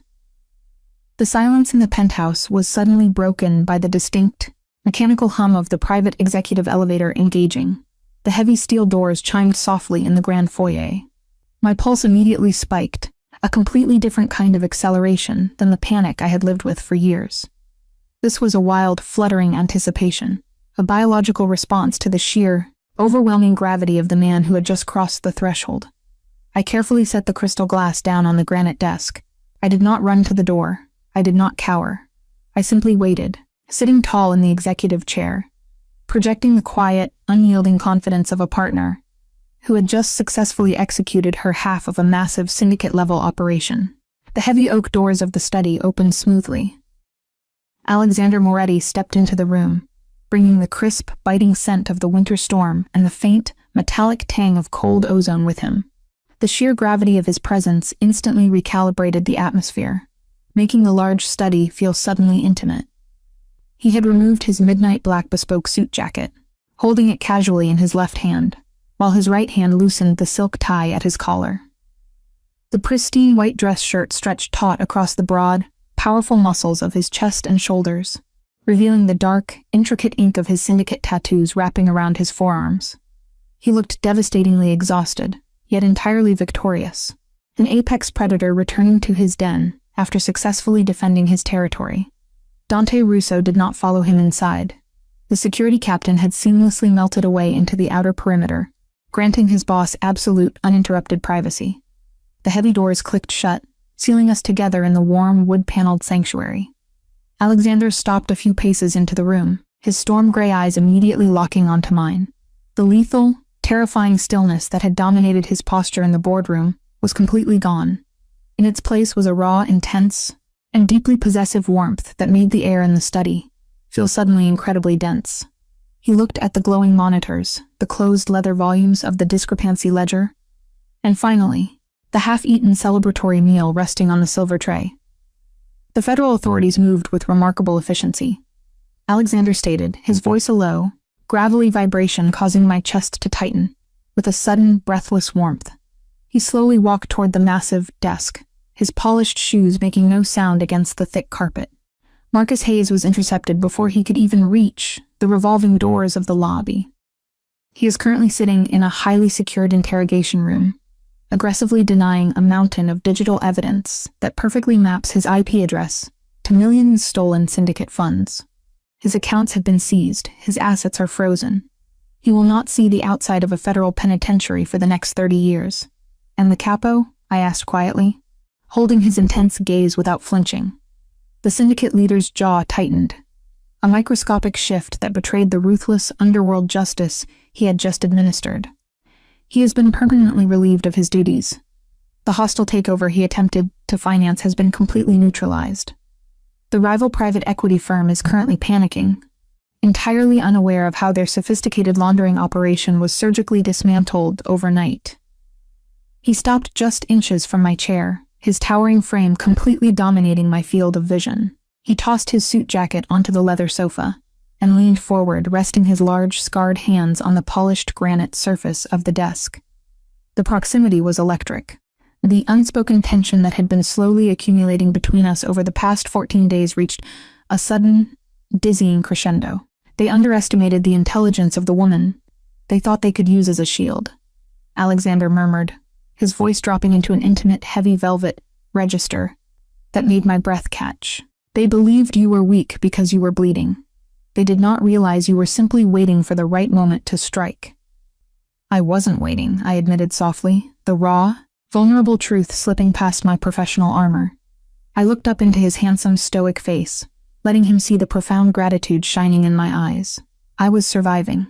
I was drowning in a world that refused to look at the bruises. You were the one who saw them, Alexander.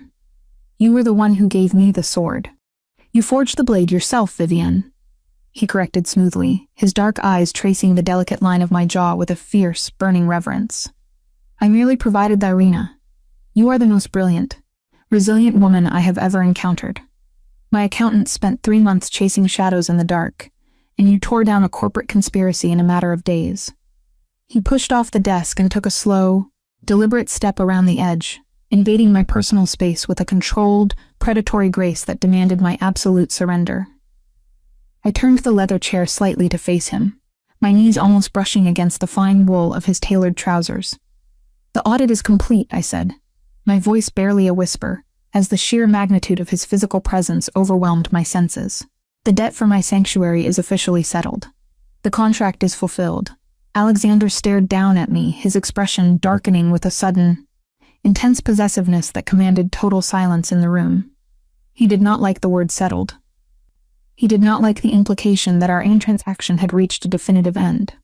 The contract is null and void, Alexander declared softly, his tone brooking absolutely no argument. He reached into his trouser pocket and pulled out a heavy, gleaming set of keys, tossing them onto the desk beside my laptop. They landed with a sharp, metallic clink. Those are the keys to the corner executive suite at Moretti Enterprises, the one directly adjacent to my own. I blinked in shock, my analytical brain stalling as I stared at the keys, then back up at him. Alexander, what is this? This is me formally offering you the position of chief financial advisor for the entirety of my legitimate empire, he stated, his voice ringing with absolute, sovereign authority. I am not offering you a job, Vivian. I am offering you a partnership. You will restructure my holdings. You will oversee the logistics divisions. You will utilize your elite forensic expertise to ensure that no one, internal or external, ever attempts to bleed my family again. The offer was staggering. It was not a charitable handout to a victim. It was the ultimate, irrefutable validation of my professional competence. The most dangerous man in the city was voluntarily handing me the financial reins of his massive organization, elevating me to a position of immense power and untouchable status. I demand absolute operational independence, I countered instinctively, the fierce, independent auditor within me automatically rising to the challenge. My heart was hammering a frantic, wild rhythm, but I kept my chin held high. I will not be micromanaged. If I find a discrepancy, I will tear it out by the roots, regardless of whose name is attached to the account. A slow, devastatingly beautiful smirk played at the corner of Alexander's mouth. It was a look of pure, dark amusement and profound admiration. I would expect nothing less from you, Miss Ward. You have my absolute, unrestricted authorization to burn anyone who attempts to compromise our ledgers. Our ledgers.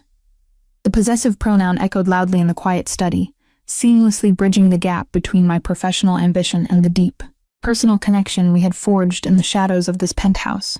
Alexander stepped even closer, eliminating the final inches of space between us. He reached out, his large, incredibly warm hands gently grasping my left arm. He moved with excruciating care, intensely mindful of the physical boundaries I had fiercely guarded for 2 years. He slowly, deliberately untied the knot of the burgundy silk scarf. I did not flinch. I did not pull away. I sat perfectly still, my breath hitched in my throat, as the expensive silk fabric slipped away, pulling softly onto my lap. He looked down at my exposed wrist. The dark purple fingerprints that had once resembled a violent, permanent shackle had faded into faint, yellowish shadows. They were no longer a badge of shame. They were the fading map of my survival. Alexander did not speak. He simply lifted my hand, his fierce gaze locking onto mine with an intensity that completely paralyzed my cognitive functions. He brought my wrist to his lips. He pressed a slow, incredibly gentle kiss directly over the fading bruises. The touch of his lips against my damaged skin sent a massive, blinding jolt of pure electricity straight to my core. It was a searing, physical vow of permanent protection. It was the absolute undeniable guarantee that no one would ever lay a hand on me in anger again. The phantom ache in my ribs, the lingering echoes of Marcus's screams, the cold terror of the financial district. It all instantly evaporated, burnt away the consuming protective heat of the syndicate leader. "You are safe now, Vivian," Alexander murmured against my skin, his warm breath sending a shiver cascading down my spine. He lowered my hand, keeping his strong fingers securely intertwined with mine. "You will never have to look over your shoulder again. You will never have to hide your brilliance behind oversized sweaters or silk scarves. You are standing in the light now, and I will slaughter anyone who attempts to drag you back into the dark." I looked into his eyes, seeing the ruthless monster who had destroyed my enemies, and the gentle, devoted protector who had carefully guarded my healing. I had spent my entire life analyzing risk, auditing probabilities, and building secure, logical frameworks to avoid disaster. But looking at Alexander Moretti, I realized that true, absolute safety was not found in hiding from the world.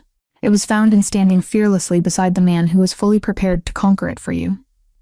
"I know," I whispered, my voice thick with unshed tears of profound relief and overwhelming undeniable love. I squeezed his hand, anchoring myself to the immense, steady strength of the man who had rewritten my destiny. Outside the floor-to-ceiling windows, the violent winter storm had finally passed, leaving the Boston skyline glittering under a blanket of pristine, untouched snow. Tomorrow would bring its own complex challenges.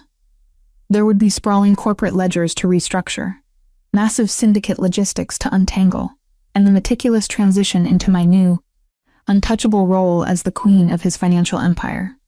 The world beyond the ballistic glass remained complicated, dangerous, and inherently flawed. But sitting in the immaculate warmth of the elegant workspace, with my hand securely held in the grip of the most powerful sovereign protector in the city, I possessed everything I would ever need. The debt was settled. The books were perfectly balanced. The toxic cycle of my past was legally and physically dismantled. And as Alexander gently pulled me up from the leather chair and wrapped his arms around me, holding me securely against his hard chest, I knew that for the first time in my life, I wasn't just surviving. I was home, and the true reign of Vivian Ward was just beginning.